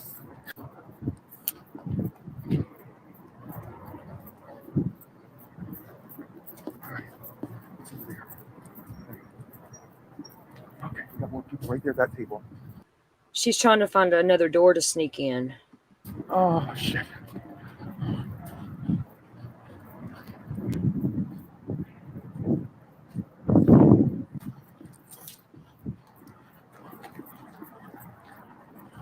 Directly ahead, can you see that? That's where I'm staying. See that pyramid? That's where it's the land of perpetual darkness. And that's where some of our money is going, people. Oh, here we go.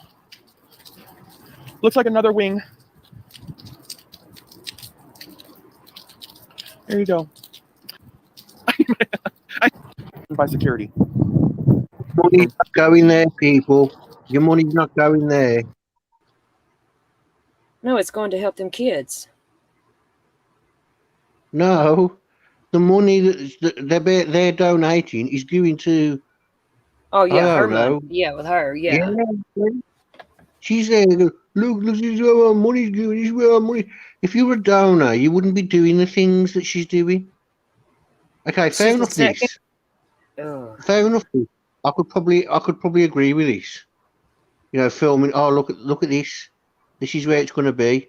But wanting to film the kids and wanting to film, even going there on false pretenses, I would just go there and I'd be like, look, I want to donate some money. My followers are going to donate some money as well. Can you take me to areas where I can film like this? See, like this. Do you know what I mean? Yeah.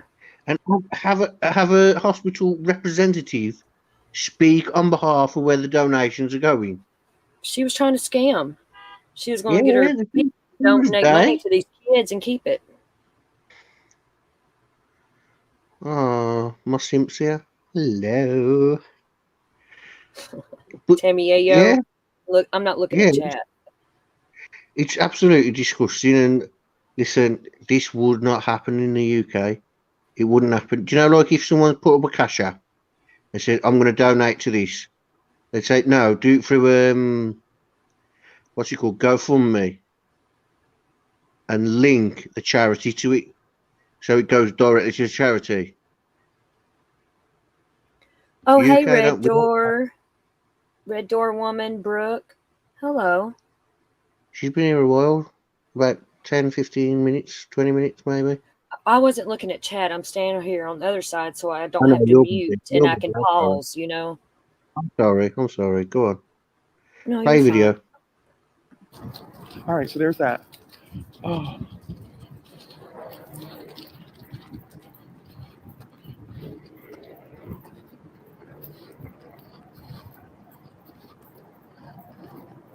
All right, being swarmed by security. They're taking me very seriously now. Security's on her. You think? Do y'all know which way we came in? Hey, how you doing? I'm well. How are you? Good. Are you supposed to be on this campus? I believe so. How are you? You got some ID on you? I'm not going to show my ID. Why are you not supposed to? Okay, so how are you supposed to be on the campus? You got ID to be on I'm going to move along. I'm going to move along. No, Thank you're you. not moving along. Yes, I am.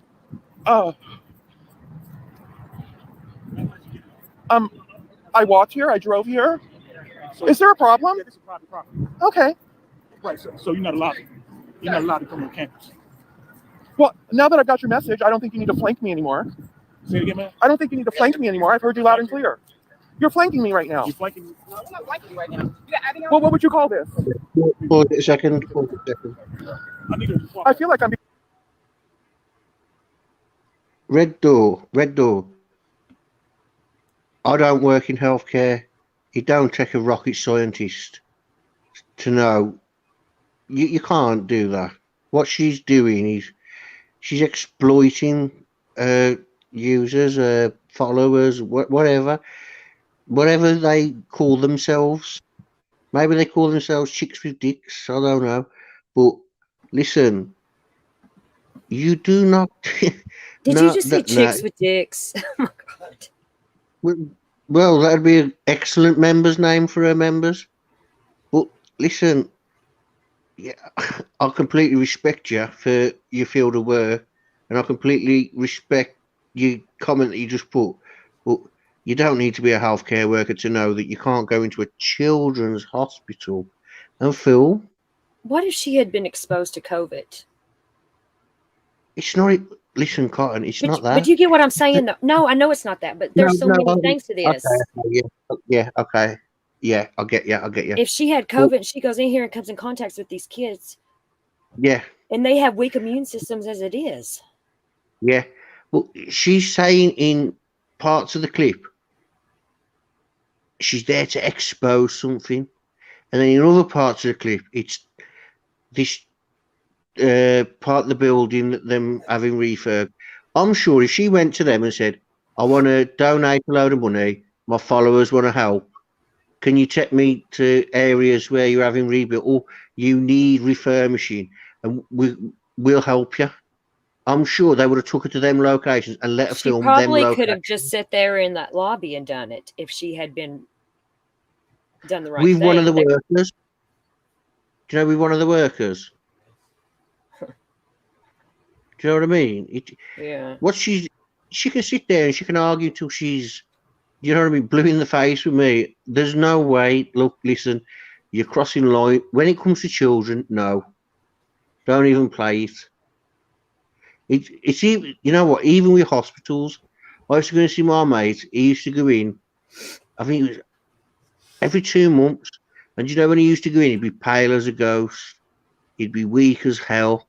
And you know what, when he come out, he would be like, he'd have sandy coloured skin and he'd look so healthy. He was full of energy. And look, the whole time he was in hospital, I was either visiting him or cleaning his flat room because he lived like a scruff, I'll be honest with you. But I used to clean his rooms room for room over the 2 weeks if I weren't visiting him or at work. And it was hell looking after him. But I still, you know, like they used to shout at me for taking like selfies with me and him. Do you know what I mean? Yeah. But, oh, you shouldn't be doing that. And I'm like, okay, I'll delete it. Do you know what I mean? Mm-hmm. It just pisses me off. I can't believe they ain't gonna do nothing about this. Oh, they'll do something about it.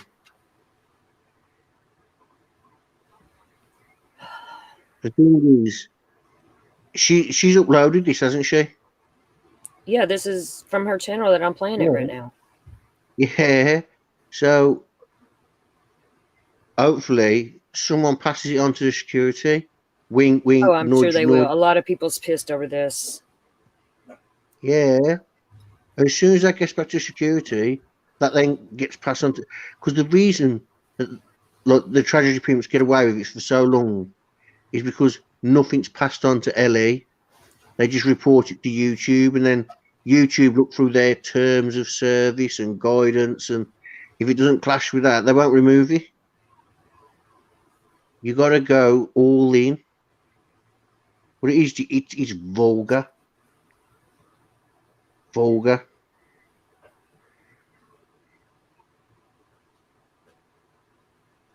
Tommy Ayo saying, do you know what I mean? Let me have a look up. I can't see any other. It just says, hey, Cotton. And everyone. Yeah, I don't see nothing either. Unless, what's it? No, because she's a mod, so she can trigger her own comment, can't she? Oh, she was making fun of you, Frank. Oh, was she? Oh, typical.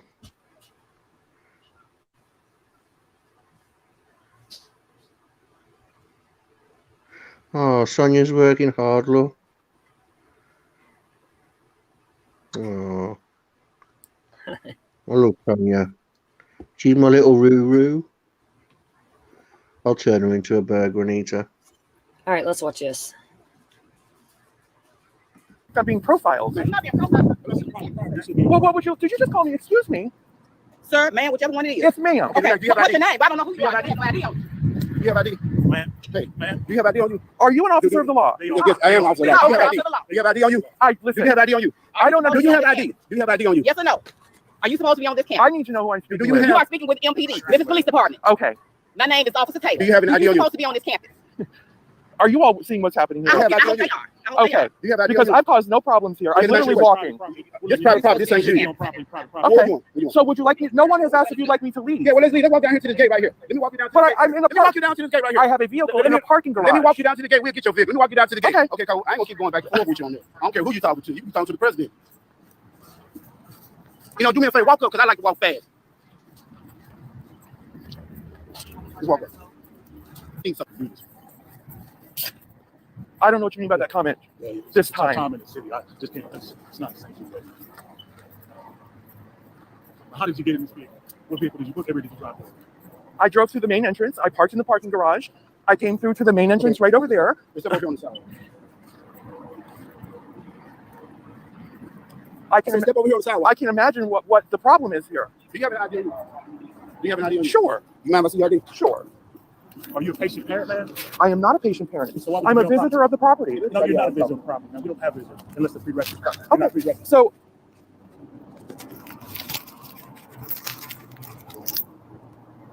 I've traveled. I'm visiting the city.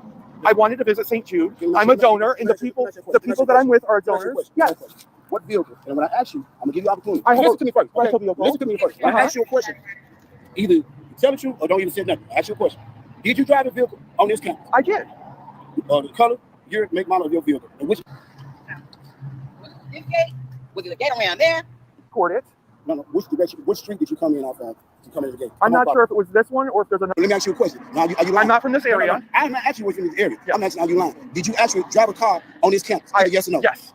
You don't know if you came through this entrance right here? Did you come through this entrance right here? Is there another entrance behind me? There's an entrance right there. I'm pointing at. Did you come to this entrance down here? I'm a little disoriented. So when you came through the gate, was there a parking ticket? What the year, make, and model of your vehicle? I believe it's a late model. It's a rental. Second floor. How long would you say you've been on the property? The car. I came and I. Gate. Was the gate like this? Open. It was open. It was open. You said I just drove through. There was no. What type of white vehicle? A GMC. I don't know the name of it because it's a mid-size SUV. What type of tags on there? Florida tags on there? No, they are. Tennessee. So basically, I rented it from the airport. They don't have. What is your business? I just wanted to visit the campus. Like I said, I travel from Florida. I belong to an online social group. We're pretty heavy donors of the facility. So while I was in town, I wanted to show them the facility. I was simply lying ass bitch. Heavy donors. Oh my god.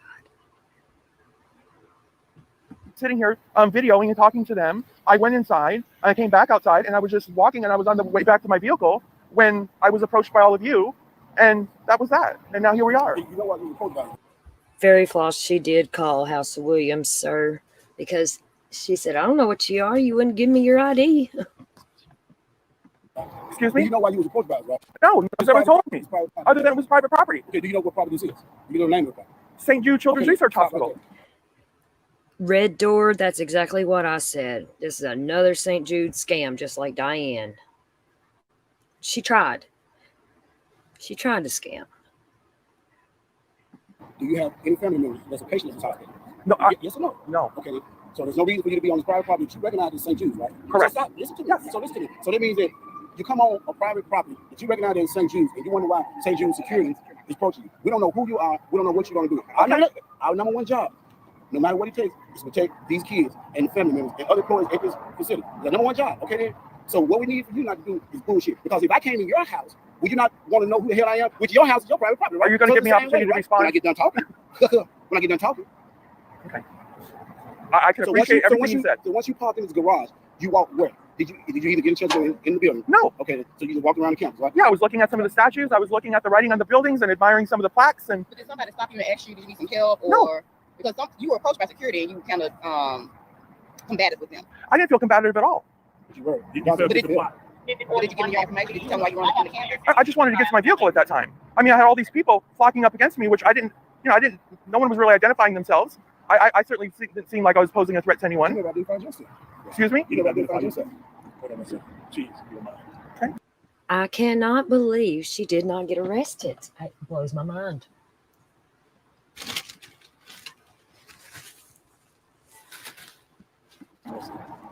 But no, I'm a tourist in Memphis. That's what it boils down to. Today's my last day here, and I wanted to visit the property. Obviously, if I realized it was going to be oh, hey, salty pancakes. Hey. An issue, which I had no idea it would have. I've had other people that have visited the property in the past, and they never. Other people in the past stopped at the gate and got you doing something. Well, but there was no one at the gate, and I didn't realize that there was anyone to sign in. Do you remember this gate you came from? How many gates do we have to choose from? Well, we have 3 gates that you could have came in. I feel like it was not this gate. Well, we know that this is an exit gate only. Okay, then it wasn't this gate. Was it this gate? Can you take me to it so I can get a visual on it before I say yes, and then I'm called a liar? We'll walk down. You're walking down to this gate. Quality content, people. You better be super chatting me. Did you hear that? You better be super chatting me. Are you fucking kidding me? She can't get away with this.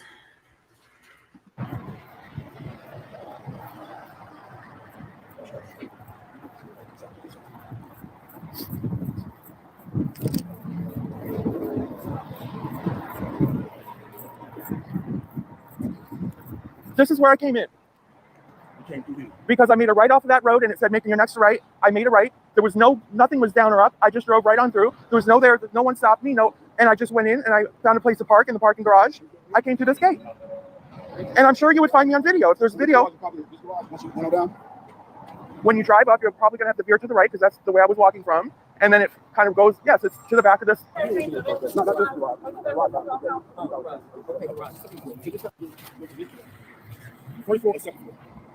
The first floor is the base, correct? Second, you go up around. I went up an elevator. Yes, I went up. It's the second floor. It's right on the first incline. Okay, let me say this. St. Jude, welcome donation, because they will keep St. Jude afloat. Of course. But still, number one thing is security and the safety of the patient and their family that's here. And we're going to do our job to make sure that that happens. And if you want to come to visit the campus, let's do it the right way. Let's stop at a gate, ask to get checked in and everything. Because if it was shooting on the other foot, you don't understand why we come. Sure, even though it felt a little heavy-handed. I mean, but I can understand what you're saying. I understand your reasoning behind it. But at the same time, to be insinuating that I'm some sort of bullshitter or something like that, as you would put it, that's not who I am as a human being. I just tell the person that asking the question, just go ahead and tell the truth. If you're not going to tell the truth, just don't say anything. You understand what I'm saying? There's no need to go back and well, forth. there's a tone. There's a particular tone. And I speak in a particular way to people, and I just, maybe it's... maybe it's a Southern dialect. Perhaps. Okay, so welcome to me. Perhaps. Well, what a welcome that was. I would just like to go ahead and get my vehicle and move on with my... Well, we're going to check. We're going to check it. Your property is your property. We're going to give you your property back. But let's keep it in mind. That's the perfect word we're using right now, property. We'll get your property back so you don't come on our property, okay? And then we all be here. Would you like to valet? I mean, save me the walk. I certainly wouldn't turn away a good valet offer.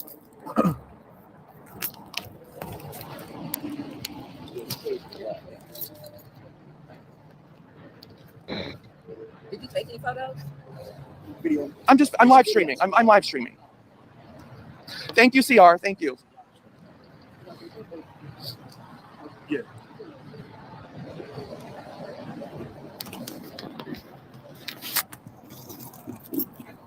Okay, I just...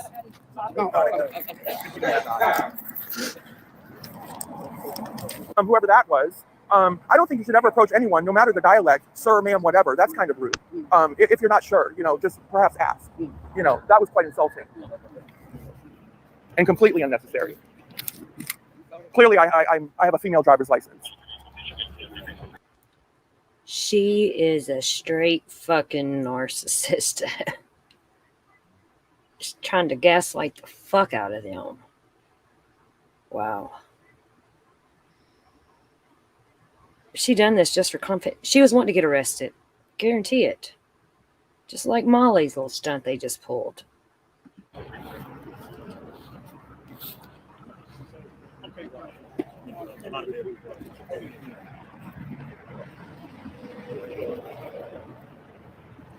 Very floss, that's what I said. If they'd arrest her, she would pull that transphobic and shit card, because she's already doing it in the title of the video.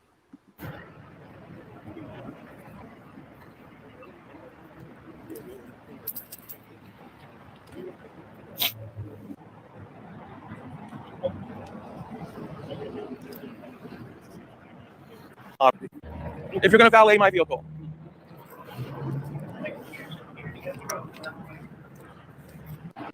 My plate, I thought was, let me see it. I thought the plate was dark on my vehicle. But what's, no, that's not the plate, no. You did say Tennessee tag, you sure? I'm, without being called a bullshitter, I'm almost positive. I said, without being called a bullshitter, I'm almost positive. I said, I think it's a dog tag. I think it's a Tennessee tag. Tammy Ayo, she is weird as fuck. Even, I don't know, she gives trans people a fucking bad name. It's, God.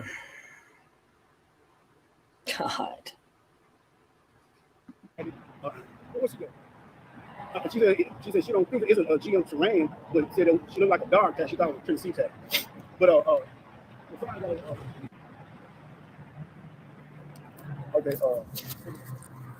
yeah, I'm gonna bring the keys. Leon's on the keys. All right.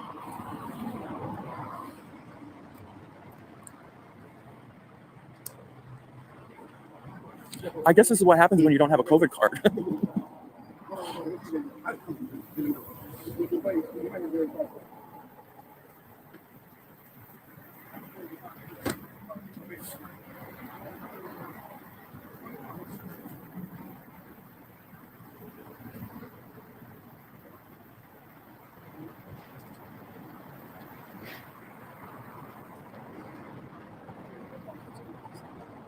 Ladies and gentlemen, this is worth some donations. I'm sorry, people. This is quality content today. The House of Williams goes to jail in Memphis while visiting the St. Jude Children's Hospital. Oh.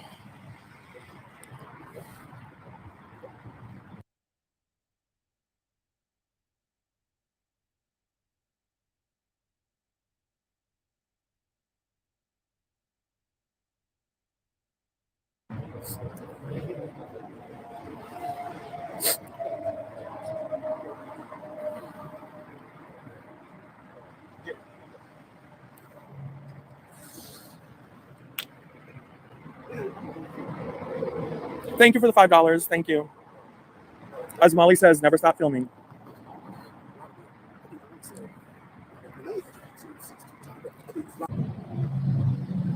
It, What is your name? What's your name? last name? Williams. Okay. And another thing, they thought it was a golf club you were walking in. A golf club? But you can have see that the look being right there, and golf clubs are, they're the weapons of choice today. But no, but you understand? I'm just talking. I'm listening. They see it when they first came out with it. They gave you the script. They said look like that. They said look like. They didn't say it was. They said look like a golf club. And you see how it's hanging out and stuff. Yeah. So, But once you approached me, you could clearly see I wasn't going to a golfing tournament anytime soon. We got a friend like golf, what's it called, golf club here or something? Mirror Beach, one of the Just Timberlake.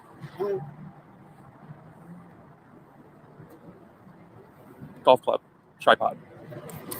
Said look like. I know. They want to know what looked like a golf club. But why people have to be so a possibility? It's always nice to be aware of what's around. Yeah. And we just talk hypothetically. You walking down the street and two guys walking. Well put together, I might add. Well put together, walking down the street. Well put together, alone, causing no outbursts. I'm not talking about this situation. I'm talking about something totally different. Okay. I'm saying how the person may have something in their hand. The person may think that it's a gun. Not saying it is. Right. You know what I'm saying? Shockingly, I wasn't gunned down on St. Jude property. Nobody's going to gun you down. Oh. You don't even go there. Well, I know you go there. We're going to stop talking because when you start making comments like that, it's not cool. Nobody's going to gun you down. A lot of things aren't cool, but look at the way you approached me. Look at the way that you walked me out of that place so ungracefully. Okay. So ungracefully and unnecessary. Okay. That was unnecessary. Yeah, okay. In opinion, you were bucking me. Okay. You were bucking me like a man. Like you were being rude. That was not nice. That's your opinion. And your opinion would differ? I just said you thought that was appropriate? I said you've been real disrespectful and put yourself in a situation where you come on private property. But I was walking side by side. You thought that was an appropriate way to walk a lady out to the street. Thank you, Lala. Thank you. Is that Lala Anthony? Yeah. Is Lala Anthony? I'm serious. That's Lala Anthony. I said, hey.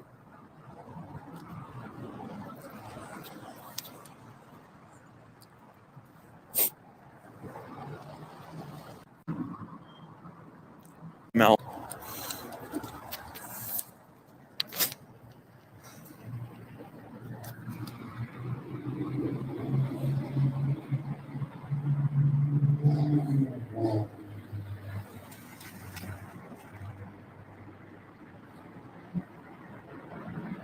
Well, Nancy, I'm a professional.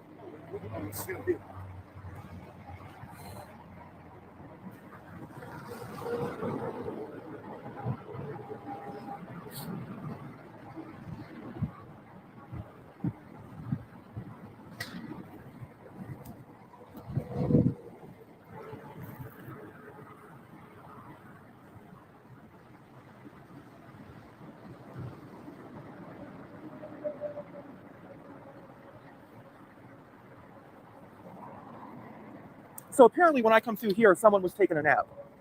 This could have all been avoided if somebody was doing their job.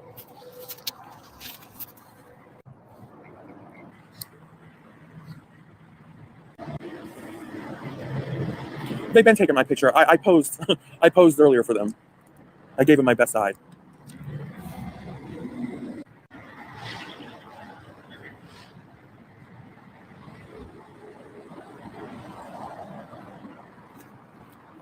I would like to remind you that this quality content is brought to you all by the House of Williams. We travel the nation pushing envelopes. Quality content, my ass. It's like, wow.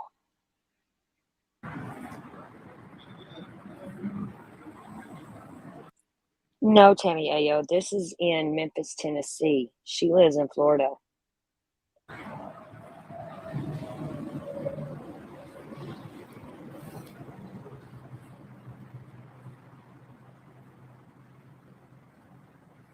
It was a combination of security and PD. She went to Memphis for the Tyree Nichols case. I don't even really know why, but and then here she is at St. Jude.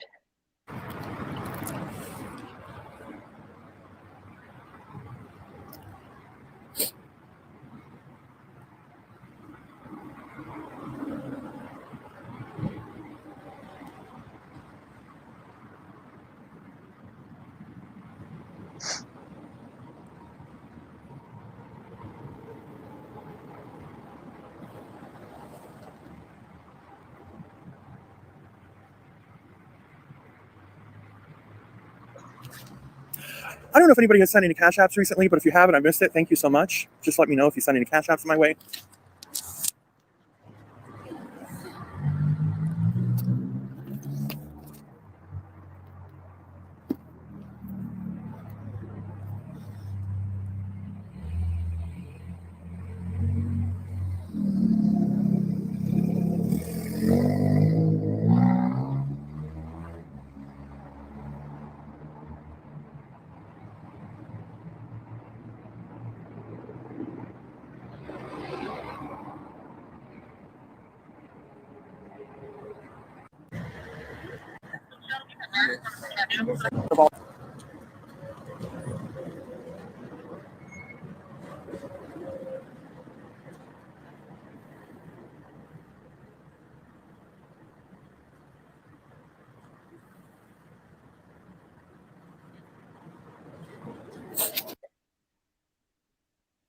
Tammy Ayo.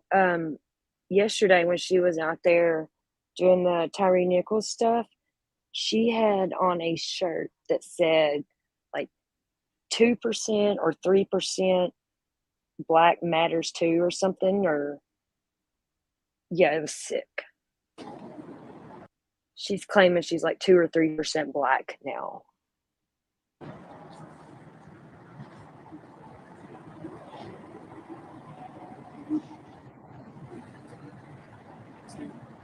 Sorry, I'm unmuted. Now, I've got people. Is there an officer actually in charge at this moment? Tommy? I'm kind of reading to find out what's going on with Tommy. Nobody's answering. They might be surprised. Well, I've got people suggesting that I don't give consent for anybody to enter that vehicle without me. So there's that. I mean, all I can do is report. I'm not in charge of nothing. Well, I let them know. Yeah, no one's to go in that vehicle without me. So I just think somebody needs to escort me to that vehicle so we can identify that vehicle. I think she had something in that vehicle she didn't want them cops seeing. She said something about them planting stuff on her, and no, there's something in that car she don't want them to see. Unfortunately, I can't make that choice, but as soon as I get in touch with one of my supervisors. Well, no one has my consent to go in that vehicle. Yes, ma'am. I will let them know. I will let them know. Well, would that be before they go into it? Because they have the key to my vehicle. I don't think they even found it yet.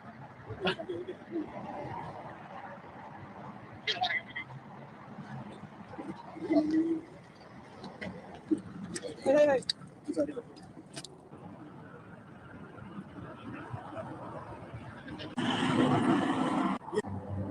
Not that I'm aware of.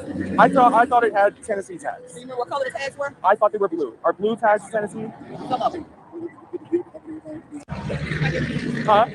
I gave somebody the keys, but I don't feel comfortable with somebody going through my vehicle without me. No, they're not going to go in your vehicle. They just want to put the lights and make sure that that's the correct vehicle. Yeah, they're not going to go in your vehicle. Okay. They would never do that.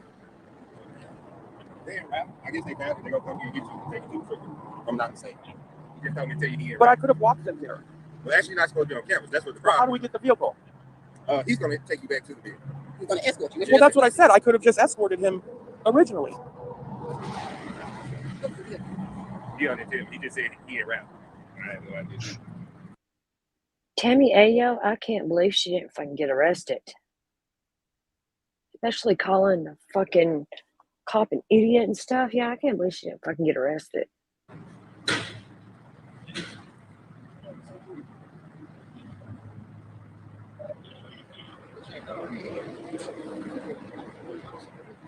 homeless by any stretch of the imagination. But to think that I would be lying about having a vehicle in there from the get-go. Like, you were lying. You just need to locate the vehicle because you're not checking these people on the camera. It was just the relentless questioning of, do I have a vehicle? Yes. Do I have a vehicle? Yes. It was like, where is the vehicle? Well, let me take you to it. You know, this whole thing has just felt so unprofessional.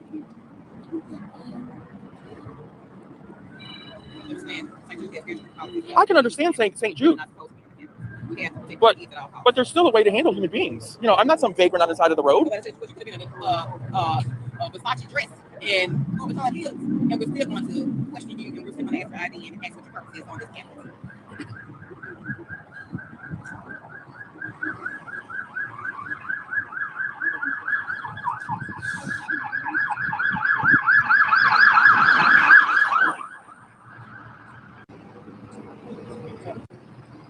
So that would be pure ignorance. Yes or no? Are you giving your ID or I am? You're the one that originally approached me, though, correct? I am. Now, clearly, I wouldn't have been a sir, right? So what? No. Clearly, sirs do not present like this. So that would be pure ignorance. Yes or no? Are you giving your ID when I ask Are you ignorant? Are you ignorant? That would be a question. Are you ignorant? No, that's my question to you. No question. So, I got a reason for being on this. Right, but to look at a lady and call her sir, and to call her sir, right? Well, that's why I asked, would you be ignorant? Did you give me your ID? Because look at me. It was really ignorant of you to be on the campus where you're supposed to be on there. So and not give me your ID.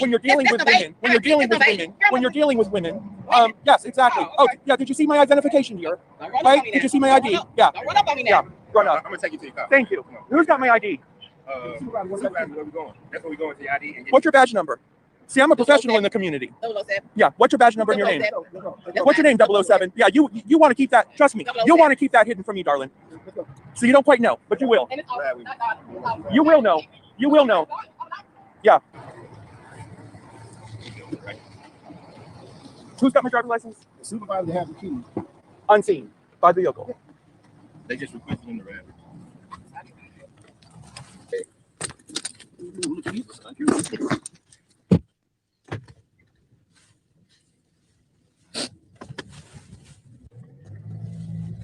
I was told to advise you once we're on campus, you're not allowed to record, and that goes for everybody. I'm not recording. Okay, I was told to advise you. Yeah, you can't live stream or nothing. Well, I'm in a vehicle with two people. Listen, you cannot. That's St. Jude policy. Okay. Because of The keys. Are you? cut it out. Cut it out. Okay, then I'd like to get out of the vehicle. No, cut it out. No, you can't get out of the vehicle. Cut it out. We're taking you to your vehicle. Cut it out. Something right. Okay, let's stop. No, cut it out. You cannot. That is St. Jude. You cannot film stuff and take pictures on St. It's Jude. in my lap. Cut the phone off and put it in your purse, please. Cut the phone off and put it in your purse, please. Cut the phone off and put it in your purse. Okay, that is St. Jude. Even parents or patients cannot take pictures or film on St. Jude's property. That is the policy. Cannot. You can imagine how uncomfortable this would be for someone. If you have it right about it, you can contact St. Jude, you contact Dr. Downey or whatever it be, and take it from there. But those his rules, he's over the hospital, those are the rules of St. Jude's, period. Okay?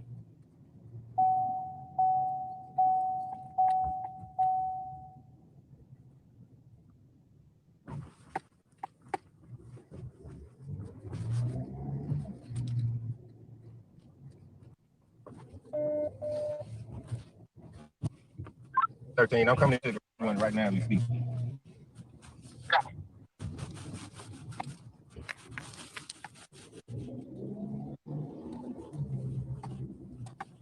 Over there.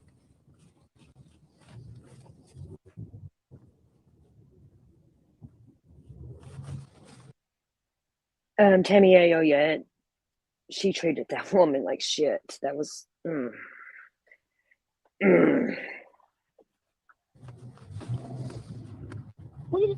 So the vehicle's right there. Literally right there. Yeah, it is. We could have just walked out. I'm sorry. Yeah, I thought he was on the other floor. We're gonna park right there and just go right through there. You'll be right here at your vehicle.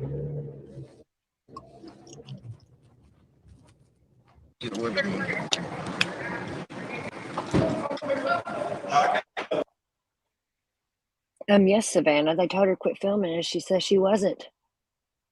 That's why I hope she fucking gets in trouble for this. I hope someone sent this to the law enforcement.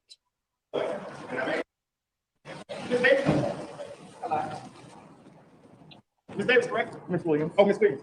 All right. Here's your keys. Now you know the proper procedures. Yeah, I have it. Yeah. You just explain to us on purposes. I'm pretty sure I got it at this point. Thank you.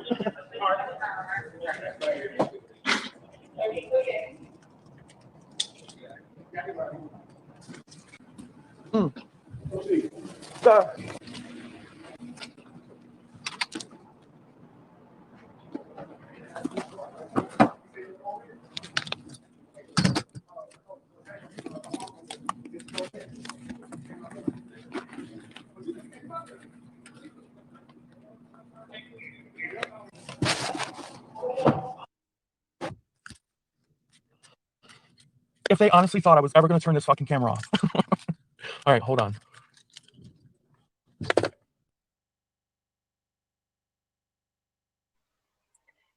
When I seen this earlier, I seen somebody say that they liked her Gucci bag. Where's her fucking Gucci bag? It's a fucking Coach bag. I thought that was funny. People who don't know the difference between Gucci and Coach, fuck out of here. Okay, who brings the quality fucking content in Memphis?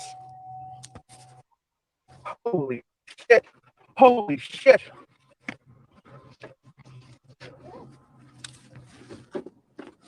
Who stands their ground, bitches? Who doesn't cave and crumble?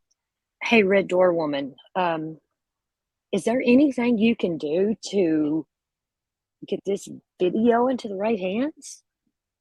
Or something? You being in healthcare, you might know some little... This makes me want to cry.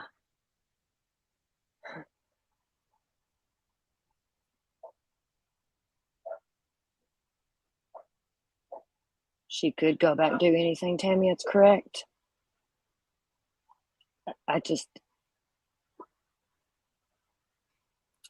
don't know. I'm not all about this going real life and stuff, but something needs to be done about this woman. Yeah, I want to slap her too, Fairy Floss, when she says anything. Quality content. Every time she says quality content, I want to shove my fucking foot up her ass. Humble to the fucking Memphis PD.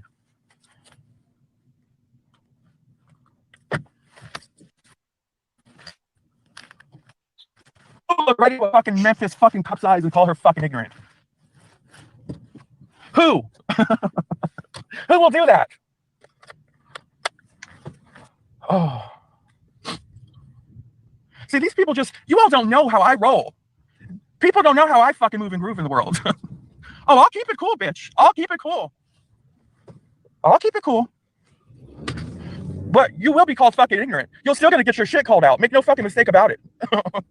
Make no mistake about it. And no, I won't be turning my camera off either. Oh. Holy shit. Can we get some thumbs up, people? Jude Hospital. Listen, who gave the best fucking visit to St. Jude Hospital? Holy shit, people. Holy shit. Holy shit. Put a 3 in the side chat if you were fucking all about it. How about that? How about that fucking bitch? That fucking bitch, that trans-hating cop. That fucking trans-hating cop. Holy shit. Did you see I had her fucking cranked up? I had that. Red Door Woman, this is St. Jude's, as you know, in Memphis, Tennessee. That bitch cranked up. I cranked that fucking bitch up, honey. Holy shit, she was over it. Oh, she was fucking bitter. Ignorant, bitch. Ignorant. Oh, I'm filming. I'm filming. Oh, well, St. Jude, it's been real. It's been real. And then that man trying to cozy up. Right, Timmy Ayo. They were doing their job. These Memphis cops have enough on their hands because this is where the Tyree Nichols stuff happened, where them cops killed him. This is where Memphis is a really, really, really bad city right now. This is where Eliza Fletcher, the white girl that was running, that went out for the jog that morning and got murdered. Yeah, this is where these cops have a hard enough time. And then here's this bitch. Up and talk to me nice on the sidewalk. Fuck you. We're not friends, buddy. We're not friends, motherfucker. Holy shit. Now you want to try to talk cozy and cuddly with me? Fuck out of here. Yes, I got my ID back. Oh, I got my ID back.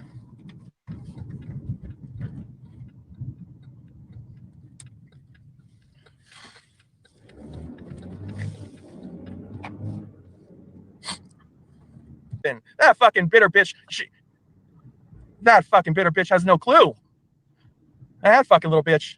You better fucking keep your badge a secret. You know you done fucked up, bitch. Holy shit. Oh, you have no idea, lady. Oh.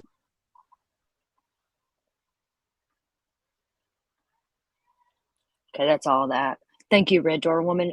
Red Door Woman, would you mind to let me know what happens or something? Or is this just, I wasn't even going to go over it, but I couldn't help it.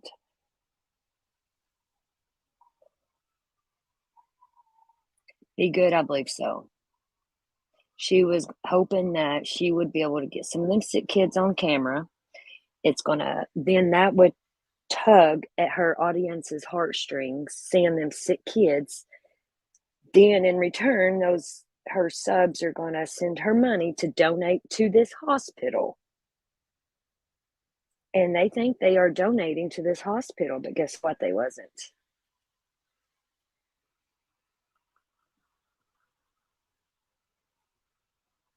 Savannah, she was there to chase clout, to make money off sick babies.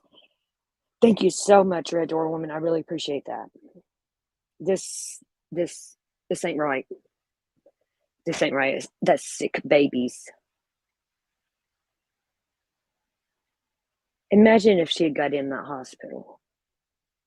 Good job, Memphis St. Jude's, for having tight security. Thank you for protecting them babies. Thank God somebody's protecting babies.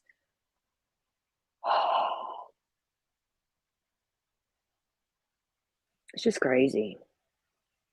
Red Door Woman, do you have a channel? Do you go live or? Let's see here.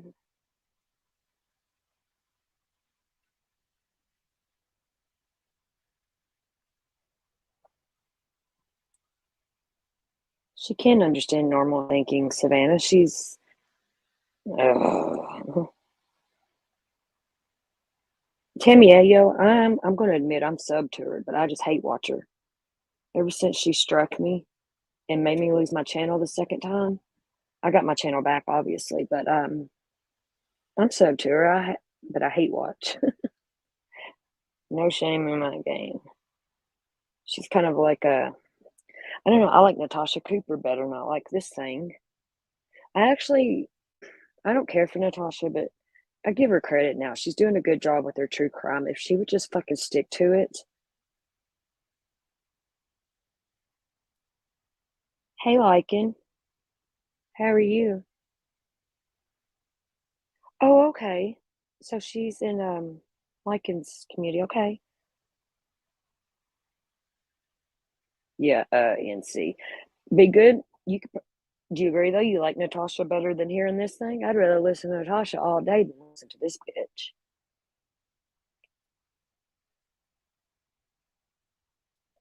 Yeah, Fairy Floss. I can't watch her long either. I agree. But this here I had to watch it all. And I watched it on Queen's too. Queen Bee had paid it. She has a new channel, Tammy Ayo. Of course she does. She has.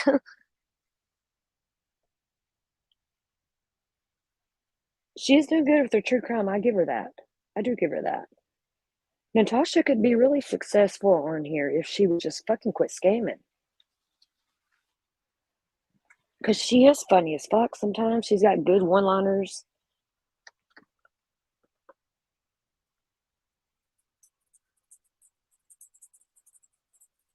Right, be good. I agree. Yeah.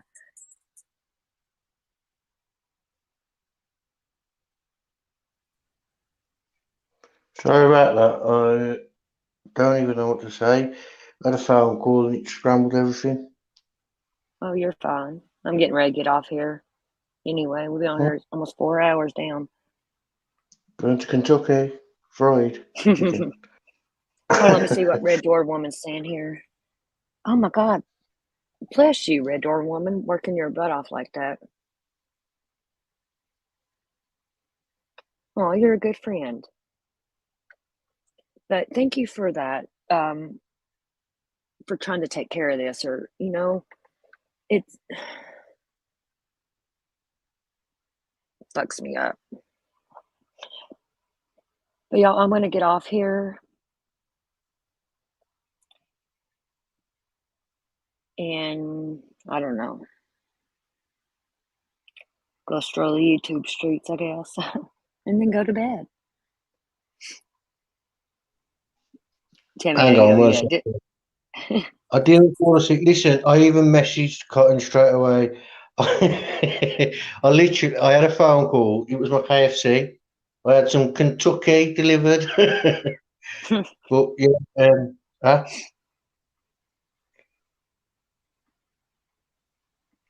Huh? Yeah. Yeah, Yeah. I'm gonna yeah, get off here. yeah. Okay. Yeah, I'm getting tired myself of being live. It's exhausting. Yeah, But well, I will see yeah. you all tomorrow. I'm sure I'll be live tomorrow. Right, I'm gonna get off. Y'all All have right. all right. All right, y'all have a good evening, and thank you as always. Much love to everybody.